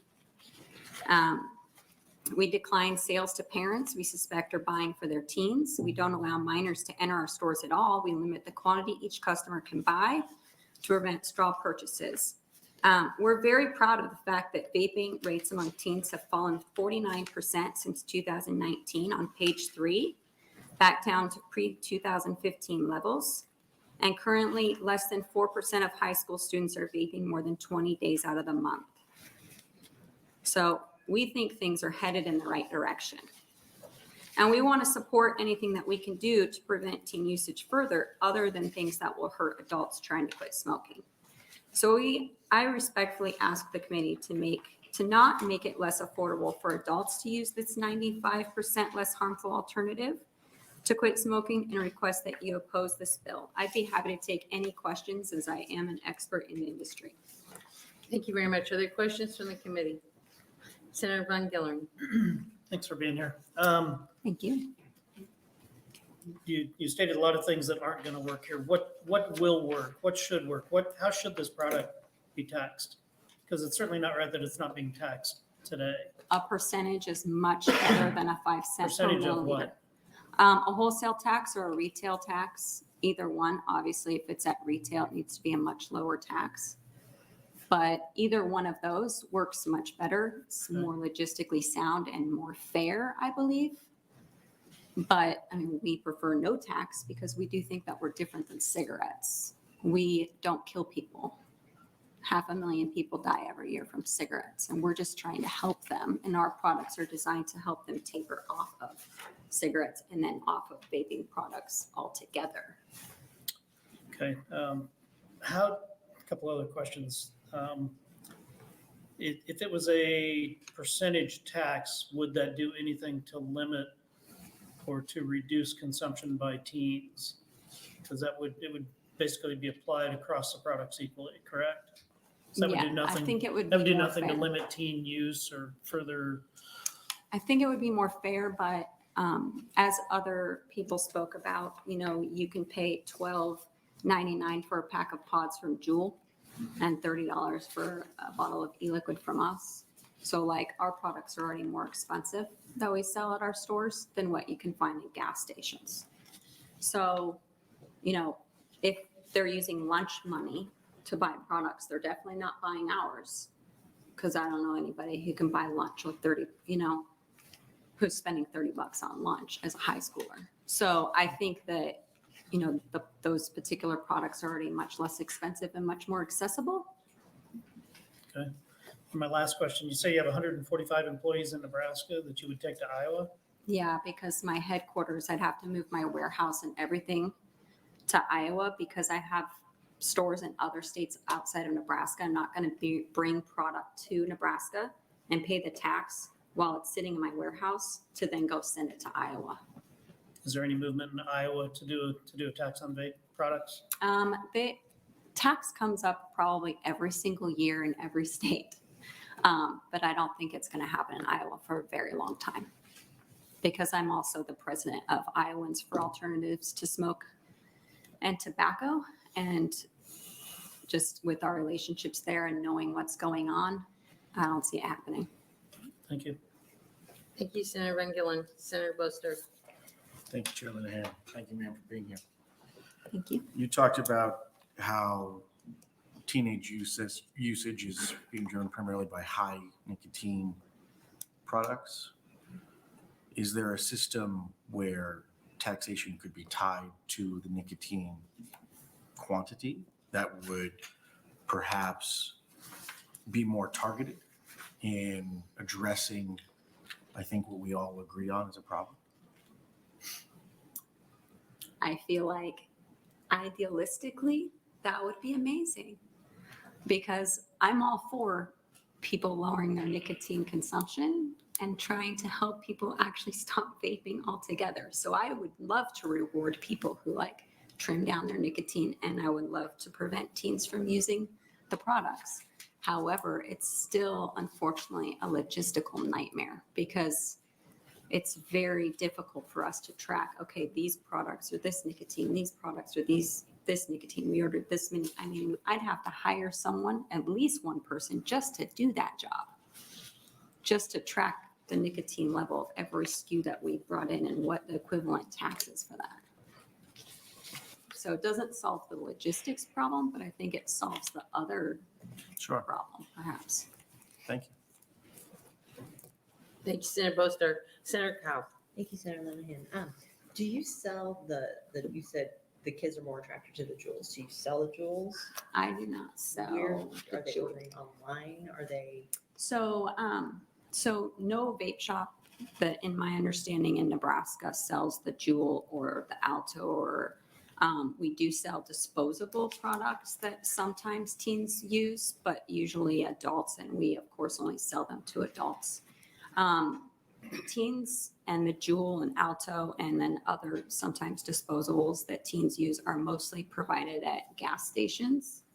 And unfortunately, I mean, we're not even allowed to have underage people enter our stores. So there's no way for us to sell them to minors because we can't even allow anyone under 21 in. But I don't know how they get them. I do know, I mean, this is kind of off subject, but my stores get broken into once like every other month. So, I mean, and we're right now spending hundreds of thousands of dollars to put security gates in. And I don't care about the cost, and I'm not whining about the cost of whatever's taken or the glass that I have to fix. What bothers me the most is that I think because the age has been raised to 21 and it's harder for teens to get them, they're breaking into places to get them. And what bothers me about it is that those products are then getting into the hands of minors, which I'm really trying hard to prevent. But we'll have security gates up in 2 months and then they won't be able to steal them anymore. Thank you, Senator Cal. Are there any other questions from the committee? Senator Breezy. Thank you, Chair Lynn, and thank you for your testimony here today. I believe you indicated earlier you would prefer a percentage of wholesale as opposed to based on the content here. I think Senator Hughes suggested that cigarettes are taxed at about 20% of wholesale. I see here that Colorado is 50% of manufacturer's list price on these products. Wyoming's 15% of wholesale price. What percentage could you live with? I like 0, but I also know that might not be realistic. What I would like is, I know Senator Hughes said that, you know, cigarettes are about equivalent to 20% in Nebraska. I would like the committee to consider that vaping is less harmful than smoking. So I'm not okay with 20% because I think that there needs to be some consideration given to the fact that these products are better for you than cigarettes. And we really are trying to help people stop smoking. And I want them to remain as affordable as possible so that people don't think, oh, vapor products are too expensive, I'm going to go back to smoking. That would be the worst thing that could happen. And our products are already more expensive than cigarettes. You would suggest look at 20 and work our way down a little bit, maybe. Yeah. Okay, thank you. Thank you, Senator Breezy. Are there any other questions from the committee? Senator Albright. Thank you, Chairman Linehan. Can you tell me what other states that you're in, and do you pay any tax in those states? So I am in South Dakota, Iowa, and Nebraska. Okay. I don't pay any excise tax in South Dakota or Iowa. Mhm. I pay regular sales tax, income tax. I do pay a 3% retail tax in Omaha Mhm. on vapor products. Imposed by the city. Yep, municipality. Okay, thank you. Yep. Thank you, Senator Albright. Are there other questions from the committee? Is there any other city but Omaha that charges a 3%? Mm-hmm. All of them? Can you, Lincoln? Oh, no. Omaha is the only city that we pay a special tax in. I'm in like 17 different cities, I think. Okay. All right. Thank you very much. Senator Cal. Sorry. So Omaha's the only one that has a 3% tax. Have you seen your sales have gone down? But have you also seen a decrease in kids using it in Omaha, or do you have that data? I don't have that data. I kind of would guess that 3% it's so low that I don't really see that that's going to make a huge impact. We did initially see some, we have a store in Council Bluffs. We did see Council Bluffs increase and some of our Omaha stores decrease right after the tax, but I haven't really noticed that to continue to be the case. And I don't have, unfortunately, the data on teens in that area, but I would just guess, you know, $6 might be worth the gas money to drive across the bridge. It really just depends. Like if it's $2, it might not be. So. Thank you, Senator Callis. Any other questions from the committee?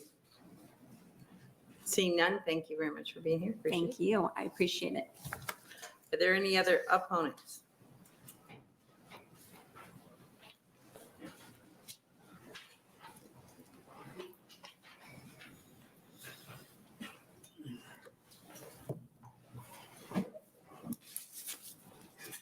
Good afternoon.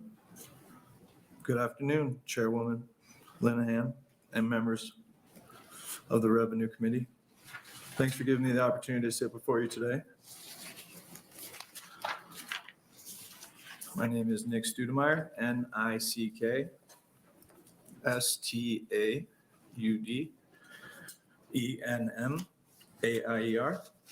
I currently live in Norfolk, Nebraska. I own and operate 15 plus retail stores in Nebraska, Iowa, and South Dakota.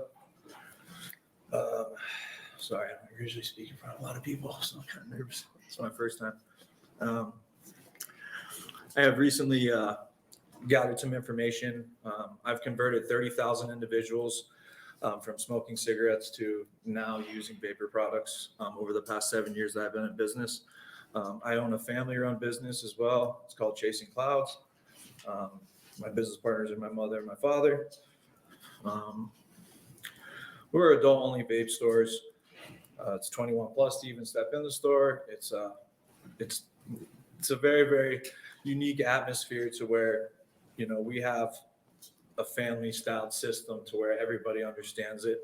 And we sell larger bottles to the 100 mils and, you know, we 60 mils. So if you impose a tax like this, I'm up in the Norfolk, Nebraska area too. So we're a little bit lower income. Most of my stores are actually in kind of the, I guess you could say lower demographic areas as well. So it'd be kind of difficult for a lot of these consumers that I have to be able to afford it with this added tax. Honestly, they have a hard time affording it still, just to be honest with you. Coming from a consumer myself that was addicted to cigarettes, I became passionate about vape and I started a vape shop by myself in Norfolk, a little 500 square foot store. I continued to grow that and now, like I said, I have 15 locations. I employ 82 people. Most of them, over 42% of them have been with me since I started, since the inception of us starting our business. You know, we've built a lot of lives for our employees and everybody around us. And, you know, I really hope that this doesn't, you know, affect their families or my own family. We all kind of live off of vape and, you know, it's our passion and we love converting people. Like, you know, when somebody comes in and they want to quit smoking, we'll trade them a pack of cigarettes and, you know, tell them like, hey, we'll give you a vape for free. So we give them a disposable for free, obviously, after you ID them. We use professional ID scanners as well. And we just go from there and, you know, we give them a free disposable and hope they come back and we put their cigarettes in the trash. We used to put them up on the wall, but then we got too many, it looked tacky. So, you know, we don't have any straw buying, anything like that. We're very good with making sure that our employees are very educated on being able to sell these products, educating the individuals that want to use these products.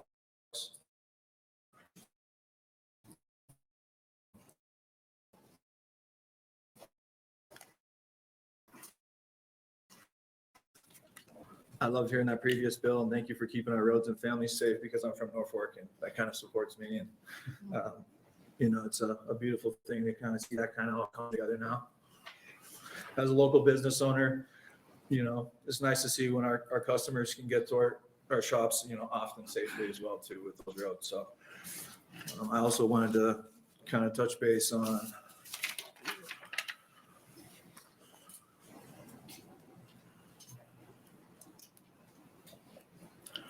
well, I guess that's about it. So kind of went over it all. Thank you. Any questions? Thank you very much. Thank you very much. Are there any questions to the committee? Senator Merman.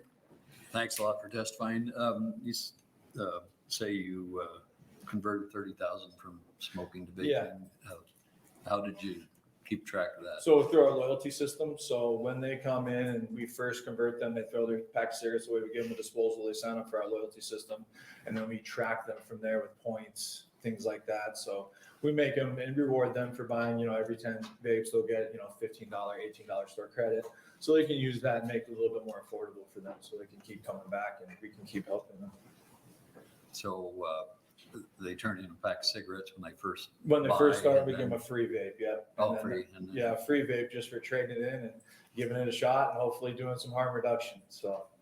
So that many return customers, Yeah. and they also Yeah. still Yeah, and they continue to claim keep, to not be smoking. absolutely. They continue to keep staying off and they keep coming back and, I feel like this would put a detriment to that. Just like Sarah said, I have stores in almost every area that she does. I don't know if she's following me or I'm following her. We've been doing that for a while, a little cat and mouse game. But no, it's, we've stayed in communication about making sure that we know and we hold the precedent for our stores and making sure, that we don't have underage people buying our products. It's a very, very big deal to us. We don't like, we feel very concerned when things get brought up about, having $30 for lunch money, stuff like that, when, it's, we have a very rigorous process. So it's very difficult. And if you're not a member of our loyalty system, you go through a second ID check because that's after we do the first one. Because then you haven't been shopping with us. We don't know if you're using a fake ID, and then we have the scanner. So, it's pretty legit. So, Comprehensive. thank you. Thanks a lot. Thank you, Senator Merman. Are there other questions from the committee? Seeing none, thank you very much for being here. Appreciate it. Thank you. You're welcome. Thank you for your time, everyone. You're welcome. Are there other opponents? Are there any other opponents? Is anyone wanting to testify in the neutral position?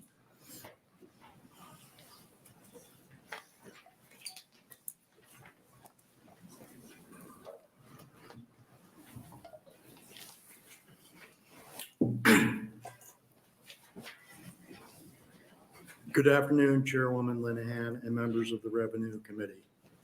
My name is Dr. Roger Donovic, ROGERDONOVICK. I am the Executive Medical Officer for the Department of Health and Human Services, DHHS. I am here to testify in a neutral capacity for LB 584, which will impose a tax on selling or dealing with electronic nicotine delivery systems. The State Tobacco Prevention and Cessation Program, Tobacco Free Nebraska, TFN, is housed within the DHHS Division of Public Health. TFN has received a state appropriation since 2001 to prevent tobacco and e-cigarette use, reduce exposure to secondhand smoke and aerosols, and provide access to services to help Nebraskans quit smoking. LB 584 addresses the tax rate for ENDS devices, more commonly known as e-cigarettes or vapes. E-cigarettes produce an aerosol by heating a liquid that usually contains nicotine, the addictive drug in regular cigarettes, cigars, and other tobacco products, also flavorings and other chemicals that help make the aerosol. Users then inhale this aerosol into their lungs. Bystanders can also breathe in this aerosol when the user exhales it into the air. According to the Centers for Disease Control and Prevention, the CDC, e-cigarettes are not safe for youth, young adults, pregnant women, or adults who do not currently use tobacco products. Most e-cigarettes contain nicotine, which is highly addictive. The nicotine in e-cigarettes makes them just as addictive as traditional cigarettes. Many e-cigarette users get more nicotine than they would from a traditional cigarette. Nicotine has known health effects, including increased blood pressure, which increases heart rate and the likelihood of having a heart attack. A study by the National Institute of Health shows that long-term use of e-cigarettes can significantly impair the function of the body's blood vessels, increasing the risk of cardiovascular disease. Nicotine can also harm adolescent brain development, which continues into early to mid-20s, and nicotine is a health danger for pregnant women and their developing babies. Besides nicotine, e-cigarettes aerosol also contain substances that harm the body, including cancer-causing chemicals and tiny particles that reach deep into the lungs.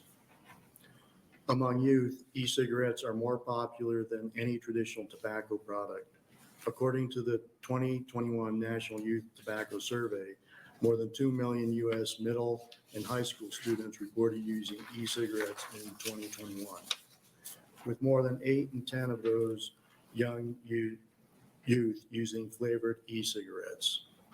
Youth e-cigarette use in Nebraska has increased over the last few years, and according to the Nebraska Youth Tobacco Survey, youth grades 9 to 12 e-cigarette use rates have increased from 9% in 2015 to 14% in 2021, and grades 9 to 14 youth who have ever tried an e-cigarette has increased from 19% in 2015 to 30% in 2021.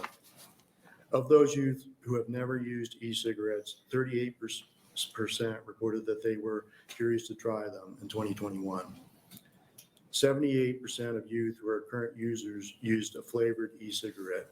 The most popular flavors were fruit, menthol, mint, chocolate, desserts, and other sweets. Adult e-cigarette use in Nebraska is also on the rise. According to the Behavioral Risk Factor Surveillance System, 5.9% of adults reported currently using e-cigarettes in 2020, an increase from 3.8% in 2017. The same survey shows that 24.9% of adults in Nebraska in 2020 reported ever using e-cigarettes, an increase from 20.7% in 2017. Over the last few years, Nebraska lawmakers have taken some steps to address the growing e-cigarette trend. In 2019, the legislature passed LB 387, which requires retailers to obtain a license to sell e-cigarettes. In 2020, the legislature passed LB 840 and LB 1064. LB 840 added e-cigarette use to the Nebraska Clean Indoor Air Act, and LB 1064. Sir, red light. Okay. Let me just finish. We appreciate the opportunity to share this information with the committee today. Thank you for the opportunity to testify, and I'd be happy to answer any questions. Thank you very much. Are there questions from the committee? Senator Merman. Thanks for testifying. It seems like everything you said in here is bad for e-cigarettes compared to tobacco. Why are you neutral on it rather than opposed? We're here to testify as the public health risks, and sort of lay out the public health risks. Okay, thanks a lot. Yeah. Thank you, Senator Merman. Are there other questions from the committee? Seeing none, thank you very much for being here. Is there anyone else who wants to testify in the neutral position?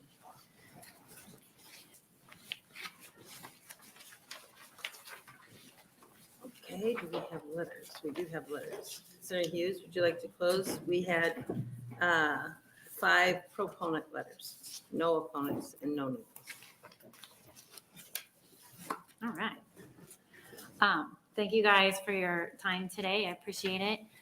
So I know historically that there's been a couple efforts to tax vaping before. However, those attempts were tied with other legislation on taxes on other products and ultimately failed to advance. That is why I just really tried to keep this as clean and simple, although there's never simple here. There's debate and discussion over the rate of taxation. And as I stated in the opening, I'm willing to work with everyone on those items.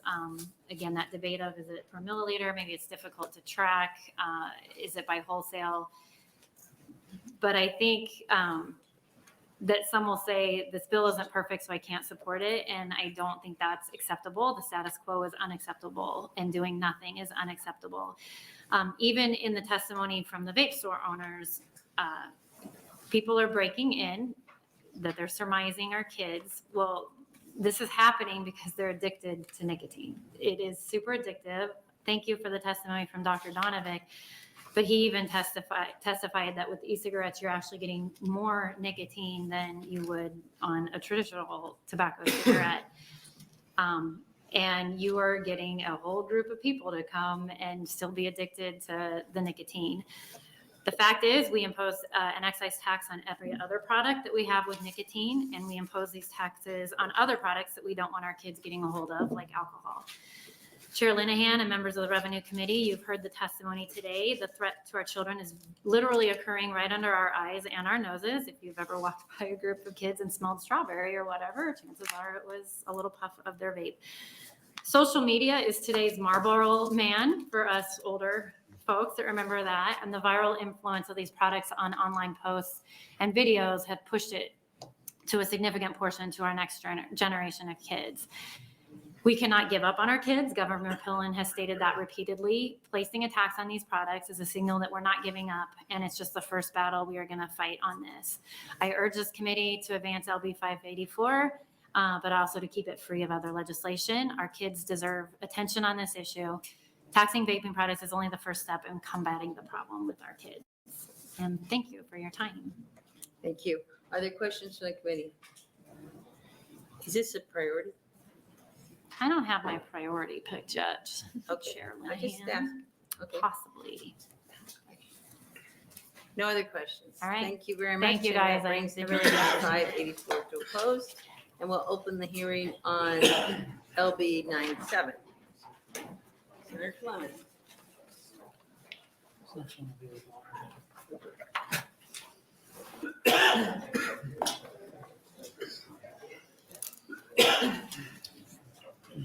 Good afternoon. Good afternoon. Thank you, Madam Chair and members of the Revenue Committee. Yeah, she can wait for the noise to dry. One door shut. I'm Senator Rob Clements, ROB, CLEMENTS. I represent Legislative District 2, and I'm here to introduce Legislative Bill 97. LB 97 amends Section 77-2015, which was passed in LB 310 last session and effective 1/1/2023.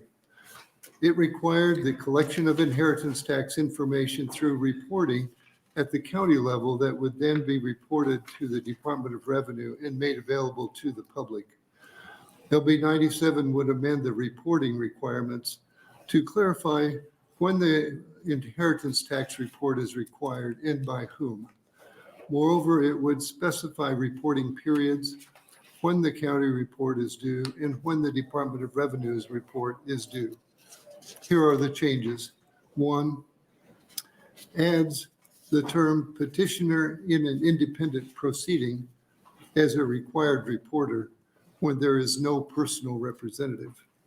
2, revises the reporting trigger from upon the distribution of any proceeds from the estate to entry of an order by the county court determining inheritance tax, if any. 3, adds that the reporting form for the county treasurer be created by the Department of Revenue and what should be on that report.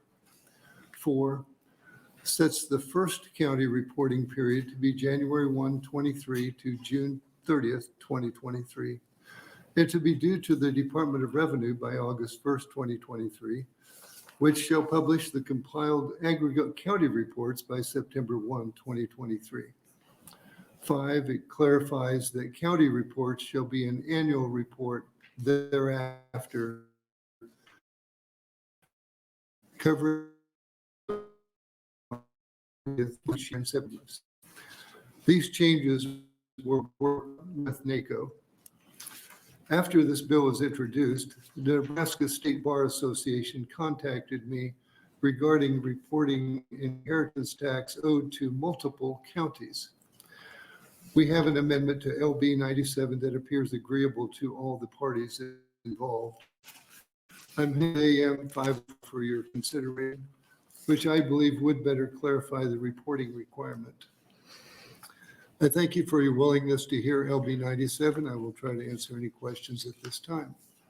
Thank you, Senator Clements. Other questions from the committee? Why would it be that several counties? Can't you just live in one county?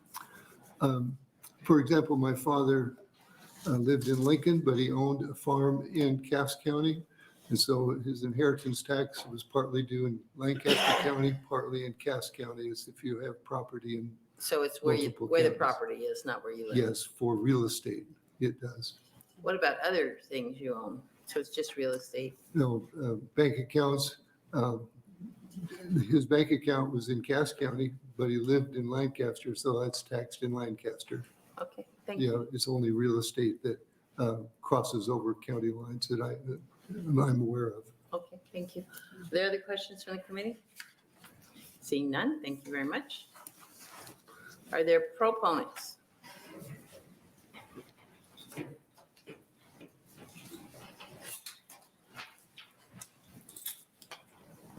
Good afternoon. My name is Candace Meredith, CandaceMeredith,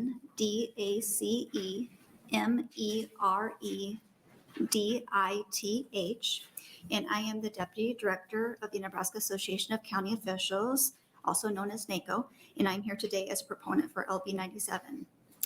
Thank you to Senator Clements for working with NACO on this bill. Last year, a county inheritance tax report was added in legislation to start collecting reliable data on several factors related to inheritance tax to better analyze the impact on beneficiaries in Nebraska. In addition to the county treasurer's responsibility to collect the inheritance tax, legislation added that the county treasurer shall report this data collection to the Department of Revenue.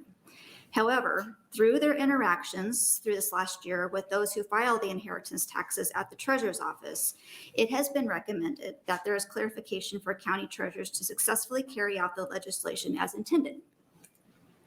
The clarification of timeline in LB 97 for treasurers to submit the county inheritance tax report, as well as who is responsible for filing the estate county inheritance tax report to the county treasurer, is a step in that right direction. And as Senator Clements mentioned, the Nebraska Bar Association has shared that amendment with Senator Clements, and we also support that as well. And I'd be happy to answer any questions that you may have. Thank you very much. Are there questions from the committee? Seeing none, thank you very much. Are there other proponents?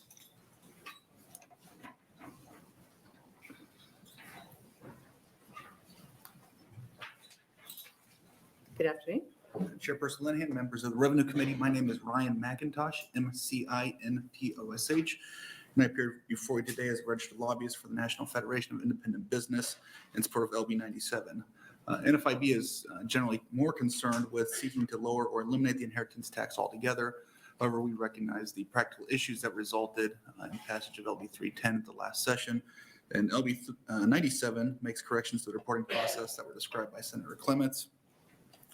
And will help create a better picture of what inheritance taxes are actually collected. Primarily, the primary issue was failure to include independent inheritance tax proceedings as part of LB 310. We've worked with Senator Clements' office on the amendment that's already been referenced, AM 504, that we hope will satisfy all parties. And we urge the committee to advance LB 97. Thank you very much. Are there questions from the committee? Thank you. Seeing none, thank you. Are there other proponents?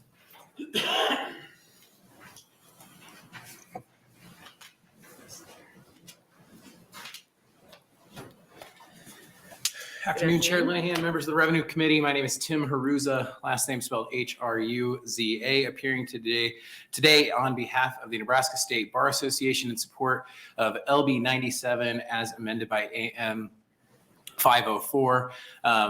As has been indicated by Senator Clements and a couple of other testifiers, the Bar Association has helped work on this amendment. We put together a committee of attorneys to kind of review this, led heavily by Bill Lindsay, who's an attorney and professor of state law. He adjuncts up at Creighton University. Him and a number of other attorneys practicing from across the state, both in rural and urban areas. I can tell you that since LB 310 passed last session, there has been a ton of consternation from lawyers about what that bill as it sits, as it currently drafted means and how it impacts their practice. As Senator Clements mentioned in his opening, the reference directly to a personal representative leaves out a number of folks who would otherwise file an inheritance tax return. So sometimes you have trustees who file a petition for determination of inheritance tax. Personal representatives would not be involved in that. There's also concerns about the distribution of certain assets, as the language in the statute had, as being the triggering for that report. Sometimes you distribute assets from the state during the pendency of that of the process at various times. So you might be paying bills, or you may be giving different bequeaths or certain things throughout the actual estate process before any inheritance tax actually becomes due or is paid. You also might have an estate that goes well beyond that first or the deadlines for making payments on the inheritance taxes. So you might pay inheritance tax well before the full estate is actually distributed. And some of that timing stuff was pretty concerning for lawyers. There's also a reference made to multiple counties. And I can say that I think that issue has become more problematic recently. So the current statute also directs the Department of Revenue to issue a form. That was issued. Actually, I think the notice from DOR came out like on December 29th of last year to be effective on the 1st of the year. And lawyers, we had been working with NACO on a form. The DOR form came out, it was a little bit different than I think we thought it might look. It's been a little bit troublesome for lawyers who have multiple properties in a state that they're handling that has multiple properties across various counties, and how you allocate the inheritance taxes in that reporting form. So I will say that 504 handles all of the issues that we had, and we think this is a critical piece of legislation that should get passed so that we have clarification about what we need to do for our clients. One other piece that I have been working on, and I don't have for Senator Clements because I don't know what the best way to do it is, but we have discussed whether or not it would be a good idea to develop a form to put in an amendment that would go in the statutes for DOR that kind of clarifies how, so like I said, some of these estates get very complicated, right? You can have properties that straddle county lines in some instances. You might have an estate that has 10 properties across 4, 5, 6 different counties. One attorney I talked to from here in Lincoln was like, I was handwriting on the DOR form trying to explain what to do, and I finally just threw it out. Lawyers use a very well-known worksheet for their inheritance tax filings, and I think that there's maybe a structure where we can use that existing worksheet or some version of it, put it in the statute, and use that as clarification. But I don't know where we have that. 504 at least addresses the language issues in the statute, and then we would intend to continue conversations with NACO, with DOR, other stakeholders in the senator's office to make sure that we get the form situation worked out. So with that, I do think this is important legislation to pass. I take no position on the policy of the reporting. The lawyers want to be very clear that we're here for the technical purpose only, but we really need this bill. The consent calendar would be fantastic, something along those lines to ensure that we have clarification moving forward, because at least for the last 6 months or so since that went into effect, and all of the questions I've spent a lot of time talking about this bill. It's just tell you that much. But thank you very much for your time. I'm happy to answer any questions you might have. Thank you. Are there questions from the committee? Seeing none, thank you very much. Are there other proponents? Good afternoon. Chairman Linehan, members of the Revenue Committee, Nicole Fox, and I see OLE, FOX, representing the Platt Institute. So as many of you already know, Nebraska is just one of 6 remaining states to impose the inheritance tax. And as of 2025, Iowa's will phase out, making Nebraska one of 5 remaining states. Additionally, what makes Nebraska extremely unique as far as the inheritance tax is that we are the only state that imposes the inheritance tax locally as opposed to at the state level. Transparency is a core principle of sound tax policy, and until the passage of LB 310 last year, the documentation of inheritance tax collections lacked both standardization and transparency. There'd never been an accurate reporting of how much total revenue was collected by counties, nor the breakdown by each class of beneficiary. When the Platt Institute was preparing to publish our inheritance tax policy paper, as many of you are aware of, when we were trying to track those collections over time by county, that information was not centrally located. It wasn't readily available. And we actually spent countless hours on the phone calling county treasurers trying to get the information. LB 97 builds off the proposed reporting requirements that counties annually report the amount of inheritance tax revenue for each class of beneficiary and the number of recipients paying the tax. It adds to the county treasurer report the name and state of residence for recipients and requires that the Department of Revenue shall compile all county reports and make them available to the public on the DOR website. It also goes on to require that the DOR compile and make available online a statewide aggregate report of inheritance tax revenues annually. So we support LB 97. We also thank Senator Clements for his work on 310 previously. And we feel that this bill helps to make this information more readily available as the legislature pursues policy work to modernize our tax code. So with that, I conclude my testimony and I'm happy to take any questions. Thank you. Are there any questions from the committee? Seeing none, thank you very much. Are there other proponents? Are there any opponents? Anyone want to testify in the neutral position? We did have two letters, one proponent and one in neutral. And with that, would you like to close, Senator Clements? Thank you, Chairman Linehan. Just briefly, thank you for hearing this. And the LB 310, in that bill, I was focusing on the rate of tax and not so much the details of the reporting, and has been, as you heard, brought to my attention that it was hard to find what the amount of tax was being paid and what to determine the effect of a change in the rate on county revenues. And so this is to clean up LB 310 so the reporting is known by the counties and the Department of Revenue more clearly. Thank you. Are there questions on committee? I have one. So we'll be able to tell with this reporting, when we get it all figured out, what group of people are paying the inheritance tax. Like, Yeah. I can't remember what we all did, but we raised the minimum, right, or the maximum. The exemption amount was raised. Exemption amount, and the tax percentage was decreased. Okay. And there are three classes. There are basically children, 1%, then nieces and nephews were 15%, now they're 11%, and non-relatives were 18%, now 15%. And the reporting will identify each of those categories separately, which currently it's not being done. All we had was aggregate data, how much total, but not the amount of tax at each rate, which made it hard to precisely figure what the effect of a tax change was. Right. Okay, thank you very much. Any other questions from the committee? Seeing none, thank you very much. And that brings the hearing on LB 97 to a close. And we will open the hearing on LB 126. Senator Day.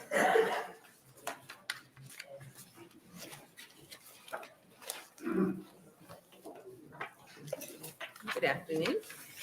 Good afternoon.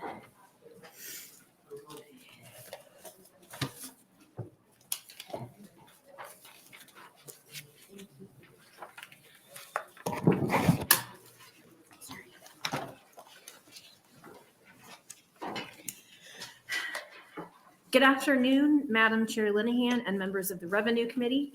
My name is Jen Day, that's Jenday, and I represent Legislative District 49 in Sarpy County. I'm here this afternoon to introduce LB 126, which creates a straightforward way to extend our state's homestead exemption to veterans who are partially disabled while serving our country.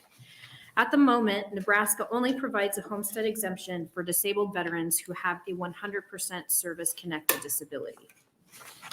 Currently, Nebraska offers homestead exemptions to the following categories: persons over age 65, veterans totally disabled by a non-service connected accident or illness, qualified disabled individuals, qualified totally disabled veterans and their surviving spouses, veterans whose home was substantially contributed to by the VA and their surviving spouse, or individuals who have a developmental disability.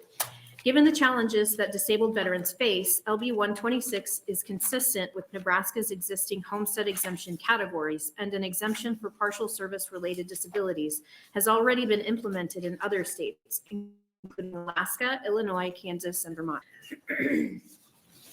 As many of you may recall, last session, this committee unanimously advanced LB 853, which was a homestead exemption based on VA disability rating for those with a 50% to a 90% service-related disability, with the disability percentage corresponding with the same percentage of overall relief provided. So for example, an 80% service-related disability would have provided an 80% homestead exemption. However, when calculated like this, the fiscal note came out to $64 million and eventually grew to $74 million by 2026. Obviously, that number was larger than we expected, so LB 126 is an attempt to provide relief in a way that can help all disabled veterans, but in a manner consistent with being good fiscal stewards of our state revenue. LB 126 has the same goal as LB 853, providing relief for those who have been disabled while serving our country. However, it takes a different approach. Rather than providing an amount based on the home value, it provides a flat amount of relief that corresponds to the level of disability. So if you look at the income table in the bill or fact sheet, a 90% or higher rated disability would equal a $1,000 exemption. An 80% or higher rated disability would equal a $900 exemption, and so on, down to a 10% or higher disability being a $200 exemption. When calculated like this, it serves the goal of giving every disabled veteran in the state with at least some amount of relief while creating a significantly more manageable fiscal note of around $19 million, assuming every disabled veteran in the state owns a home and claims the credit. The disability percentages in LB 126 are determined by a graduated rating system under the VA schedule for rating disabilities. The ratings range from 0 to 100%, and higher ratings may reflect a single serious disability or a combination of several smaller disabilities. The basis for these ratings from the VA are the average impairment of earning capacity that results from the service member's injury. In practice, injury severity is often greater than the injury rating because the percentages of each disability are averaged together. So for example, a separate 30% disability from a different 20% disability does not equal a total 50% disability rating. Instead, combined ratings are calculated by a formula and rounded down to the nearest 10%, meaning veterans often have a rating that is less than the sum of their injuries. Furthermore, while these are partial disabilities under the VA's rating system, to most of us, these would be considered life-altering disabilities. I mentioned this in my testimony last session, but a case of 70% impairment for post-traumatic stress disorder involves suicidal thoughts, near constant panic attacks, inability to manage stressful situations, and a projected 70% loss of earnings. To take another example, most arm amputations, unless they're done all the way to the shoulder, are below 90%. And considered partial disabilities. So there's a divergence between the true severity of these disabilities and the rating system. Especially in the 50 to 90% range, these are major and significantly life-changing injuries. When you get down to the lower levels of the disabilities table, an example of a 10% service-related injury would be a disc syndrome that has incapacitated someone for at least 1 week, but less than 2 weeks in the past 12 months. Another example would be a variety of different hearing-related issues like moderate hearing loss or tinnitus. So under LB 126, these life-altering but less serious injuries would constitute a much lower amount of relief. Although it can often be lost when we're staring at percentages and injury descriptions on a table, I would urge everyone in this room to consider the life-altering changes that those with service injuries go through and consider the physical and psychological loss as if they suddenly happen to ourselves or a loved one. For roughly 40,000 Nebraska veterans who have a service-related injury, this is their daily reality, a life forever altered by the courage they showed in serving our country and our way of life. I know that this committee takes the responsibility to look out for our tax dollars seriously, and that there are many competing priorities this session. However, it is my hope that we can look at this lower fiscal note and include our disabled veterans as those that benefit from the strong fiscal position that our state is in. As I said last year, I'm not going to pretend that this is anywhere near what veterans have sacrificed to defend us and our way of life, but it is an attempt to make things just a little bit easier for those who have done so much for us. And with that, I'm open for questions, although I will note that we have James Shuey from Disabled American Veterans of Nebraska Nebraska chapter testifying behind me, who could probably answer more technical questions. Thank you very much. Are there questions from the committee? I have one. Senator It might be Cal. For James. Yeah. Is the original disability rating ever changed as they get older or have more issues come to light? Is there a process that they can go in and get it increased or adjusted? That is a fantastic question. I will let someone else try to Okay, answer so he's that. nodding over here, so, okay, thank you. Thank you, Senator Cal. Are there other questions from the committee? I'm trying to read the fiscal note really quick. Do you know if they took into consideration that the number of disabled vets would already be over 65 that were already on the homestead? I'm not sure if they deducted that from the total fiscal note or not.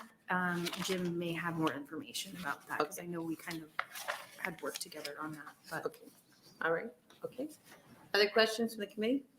See none, are you staying close? Yes. Okay, thank you very much. Thank you. First proponent?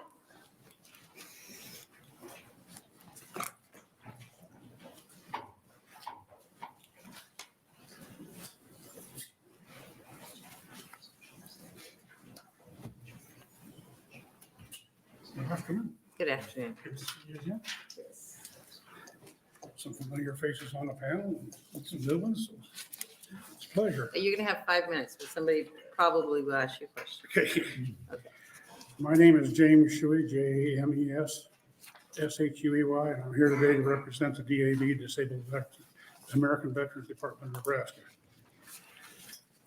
We thank you for the opportunity to submit testimony on LB 126 and ask for your consideration and inclusion of some form of homestead exemption for Nebraska's disabled veterans. You've got a copy of my testimony here, but I'm going to skip around to try to shorten it up as much as possible. You heard that Senator Day said LB 853 didn't make it out last year, didn't get voted on. And again, because of the $64 million to $75 million physical notes that was attached to it. We found fault with that physical note then, and we believe ultimately that the decision not to advance it. That is why today I'm here before you representing a DAV to support LB 126 and urge you to give it full study and consideration. A flat rate homestead exemption for disabled veterans would rule out any of the existing hypotheses, assumptions, and conjectures that were incorporated in LB 853. It would also take out of the equation all of the constantly changing variables of property valuations, mill levies, and changing household incomes associated with the already existing homestead exemption and any future updated property exemptions, as well as household income or marital status guidelines. It would be based on two facts only. One, the number of disabled veterans by percentage of disability, and two, the predetermined reduction in taxes for the percentage of disability ranging from 10% to 90%. I've taken the liberty of submitting two attachments to my testimony for your consideration. Attachment A is a spreadsheet based on the latest available data we could obtain from the Nebraska Department of Veterans Affairs as to the number of disabled veterans based on our present disability rating and a sliding scale exemption from 1,000 for 90% down to 200 for a 10% rated veteran and resulting loss of revenue. This is a worst case scenario and is based on 100% of all disabled veterans are presently living in and owning their home, every one. It is also based on the fact that there are no disabled veterans presently receiving or qualified for an already existing homestead exemption, not a one. As a point of personal privilege, we didn't necessarily believe that last year, and we don't believe it again today. It's also pointed out that the U.S. Department of Veterans Affairs indicates that 48% of Nebraska veterans are over the age of 65. And that again, according to their data, 38% of Nebraska veterans' household income is less than $50,000. These are two of the qualifying criteria for an already existing homestead exemption. I bring this forward because there was reluctance last year to even consider this data in the physical note. In our worst-case scenario, attachment A projects a loss of revenue of 16 million compared to the 65 million physical note of LB 853 last year. In an attempt to obtain a more accurate and possibly reflective and realistic physical note, we've also offered attachment B, which is based on a very conservative 10% reduction in a number of veterans who may not presently be residing in a dwelling that they own. As you can see, attachment B projects a loss of revenue of $14.4 million compared to 16. Please understand that I am neither an accountant nor an actuary, but rather a concerned veteran who hopefully has an understanding of my fellow veterans and their needs. Also, this bill 126 will apply to all veterans, not just to 50 to 90% of LB 853. We further believe that the strength of LB 26 is in its simplicity. Basing an exemption on a flat rate will lend itself to making easier adjustments and modifications, such as COLAs and incremental increases in exemption tables. And again, we deem the fact that it would apply to all disabled veterans, Nebraska veterans, would keep us from having to revisit this issue again in the future. It is our hope that the Revenue Committee will agree to advance LB 126 from the committee to the floor, and that they could, and most importantly, would support LB 126, which would actually provide a meaningful, beneficial, and truly helpful homestead exemption for Nebraska's disabled veterans. Thank you. Thank you, Mr. Shuey. Are there questions from the committee? I will have some. So you're saying, which I asked Senator about previously, that you don't think the fiscal note takes into consideration the fact that we've already probably got several veterans on homestead exemption? Under attachment A takes in all veterans, all disabled veterans. It came in as, our projection is it came in at 16 million. The physical note that came in at 19 million. We believe the difference, the best I could discern on that, was the fact that in the number of veterans, their projection for veterans was like 39,000. The latest data we were able to get from the Nebraska Department of Veterans Affairs indicates it's 36,000 now. So we're down over 3,000 disabled veterans in Nebraska. So that would be, if you put in the 39,000, then it comes almost to the identical to what the physical note is. Do you know how many veterans are living in veterans homes? I can tell you in the state of Nebraska, because I'm on the Veterans Home Board, we have 4 veterans home boards in Nebraska, or veterans homes in Nebraska. We have a capacity of almost 700, we'll have almost 700 beds there. Unfortunately, right now, we're probably our capacity, our census, I think, is somewhere in the neighborhood of 400, primarily because we can't get staff. And it's been a decision by the chairman or the director, Hilbert, and the members of the home board that we won't, if we can't take care of them, we will not admit them. So, yeah, we have a capacity for them if we can get the care of the staff. Okay. Okay, are there other questions from the committee? Seeing none, thank you very much for being here. Appreciate it very much. Thank you. So good to see you.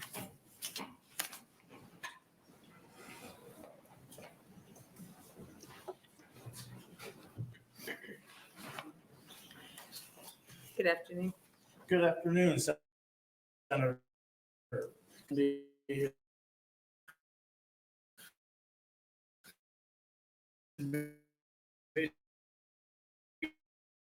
Nebraska Veterans Council. I wear a lot of hats. I am actually the vice chair of the Nebraska Veterans Home Board. So if you've got some Veterans Home Boards, I should be able to answer them. I was a county veteran service officer back in the 90s. So any questions that involve But I'm here to representing the Nebraska Veterans Councils, and we do approve of this bill 100%. Every single solitary disability, no matter how slight it is, actually hampers your ability to earn income. Whether it's a 10% for hearing loss, it does hamper your ability to earn income. And any money saved will go back into the economy of the state of Nebraska, believe me. I know I don't have a lot of money stashed away, and I was 100% service connected right out of Vietnam, but I didn't fill out a paper right. So they dropped me for 100% to 80. So I was 80% for most of my career until 1995. Then I got back on 100% service connected disability. When I was back, there were days I couldn't afford to own a home to start with, but now I can. So this is a good way to take care of the veterans in the state of Nebraska. Actually, February 22nd, 1968, I was at Fort Lewis, Washington, waiting to go to Vietnam. I left February 28th, so that was my starting of my progression to become a disabled veteran. And it's not just to honor the service of our servicemen, but every single one, even a 10% service-connected disabled veteran, has given part of themselves to keep this country to the point where we could have these discussions and we could sit and visit about how we can help other people. And helping a veteran is not just helping the veteran himself, it's helping his spouse, their spouse. I always try to make sure it's used to be male veterans. When I was going through, we had a lot more male veterans than we have female veterans. So helping a spouse and their dependents survive and be able to become good citizens for the state of Nebraska. So I urge you to get this out of committee, give us the opportunity to discuss it on the floor, and let the senators, and I hope every single one of you support it. So if you have any questions, I'll sure answer them. Thank you very much. Are there questions for the committee? Seeing none? You've satisfied Thank you. your brief. Thank you very much. Other proponents?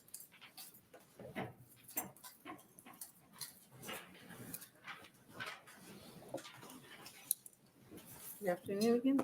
Good afternoon, Chairperson Linehan, members of the Revenue Committee. My name is Ryan McIntosh, MCINTOSH, and I'm here today as a registered lobbyist on behalf of the National Guard Association of Nebraska. I don't have anything else to add other than what's already been said. So with that, we looked at this, I know, at a legislative resolution hearing this last fall, and this was the compromise that was proposed by the DAV, and so we certainly stand behind that and support it. So with that, we'd ask that you advance LB 126. So I've got a couple of questions that I'm going to ask you, and that gives heads up to others. Would this be, okay, so let's say I am over 65 and I'm earning less than 50,000 and my house is under the amount according to the average county, whatever, how that all works. Do I get this $1,000 on top of that? And is it refundable? Or is it, I get that because let's say my property taxes are $2,000. And under the old homestead exemption, I'm going to get $900. Then this $1,000 would go on top of that. So in my other job of being a practitioner of both estate planning and other things, in filling out a homestead exemption, you can only make one election. I don't imagine that this would change that, but I can certainly take a look at that and let you know. But you can only claim one exemption under current law and practice. Okay, all right, thank you. Are there other questions in the committee? Okay, thank you very much. Thank you. Are there other proponents? Are there any opponents?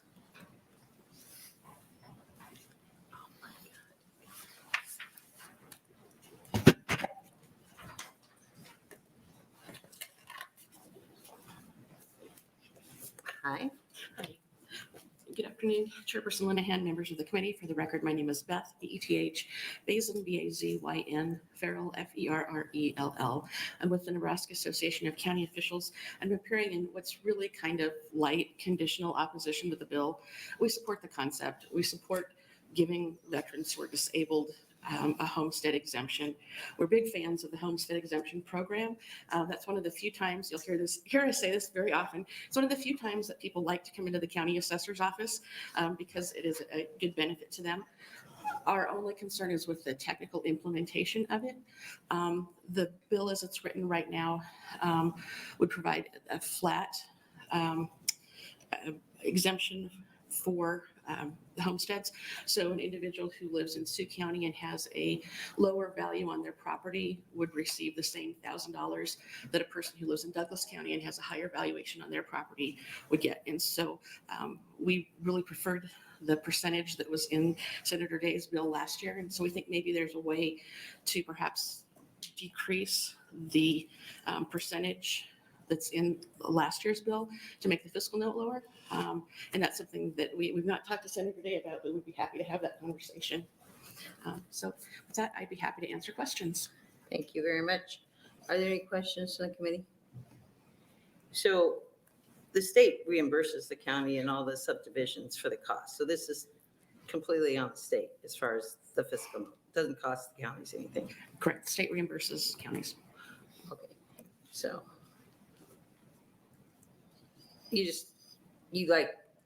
you're concerned about the difference between counties. Right.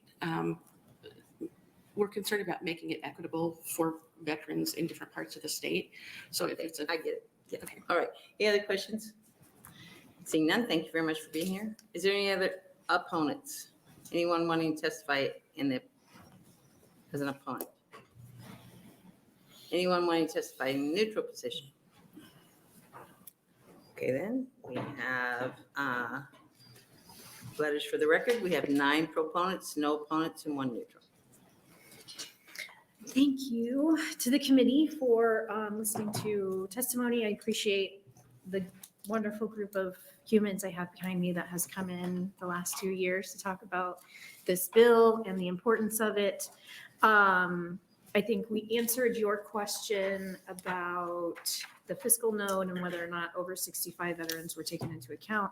We do not believe that they were taken into account, and we see the current fiscal note for the upcoming year to be even lower than what they gave us. And I also wanted to mention too, within the fiscal note, they have in subsequent fiscal years, the fiscal note is going up. We discussed that with the fiscal office, and they said that that's because they said they could see a higher usage in future years. But what we know based on data is that the number of veterans in the state has seen a consistent decrease over the years. So considering we have all of those veterans wrapped into this current fiscal note, and we see that number going down in future years, we actually see the fiscal note decreasing in subsequent years. Yeah, I'm happy to answer any questions you have. Thank you very much, Senator Day. Are there any questions from the committee? Senator Van Gilleren. Yep, thank you, Senator Day, for bringing this. This is actually an idea I had back during campaign, and I was kind of bummed to find out that you had already snagged it. So it's a great idea. Anything we can do for veterans is awesome. Actually, what I want to ask you is a question that Mr. Holloway raised, and that is considering the current strategy that's being deployed on the floor. When he made the comment, I'd like to see this get to the floor for debate. Right. Do you think there's any odds this is going to make it to the floor for debate?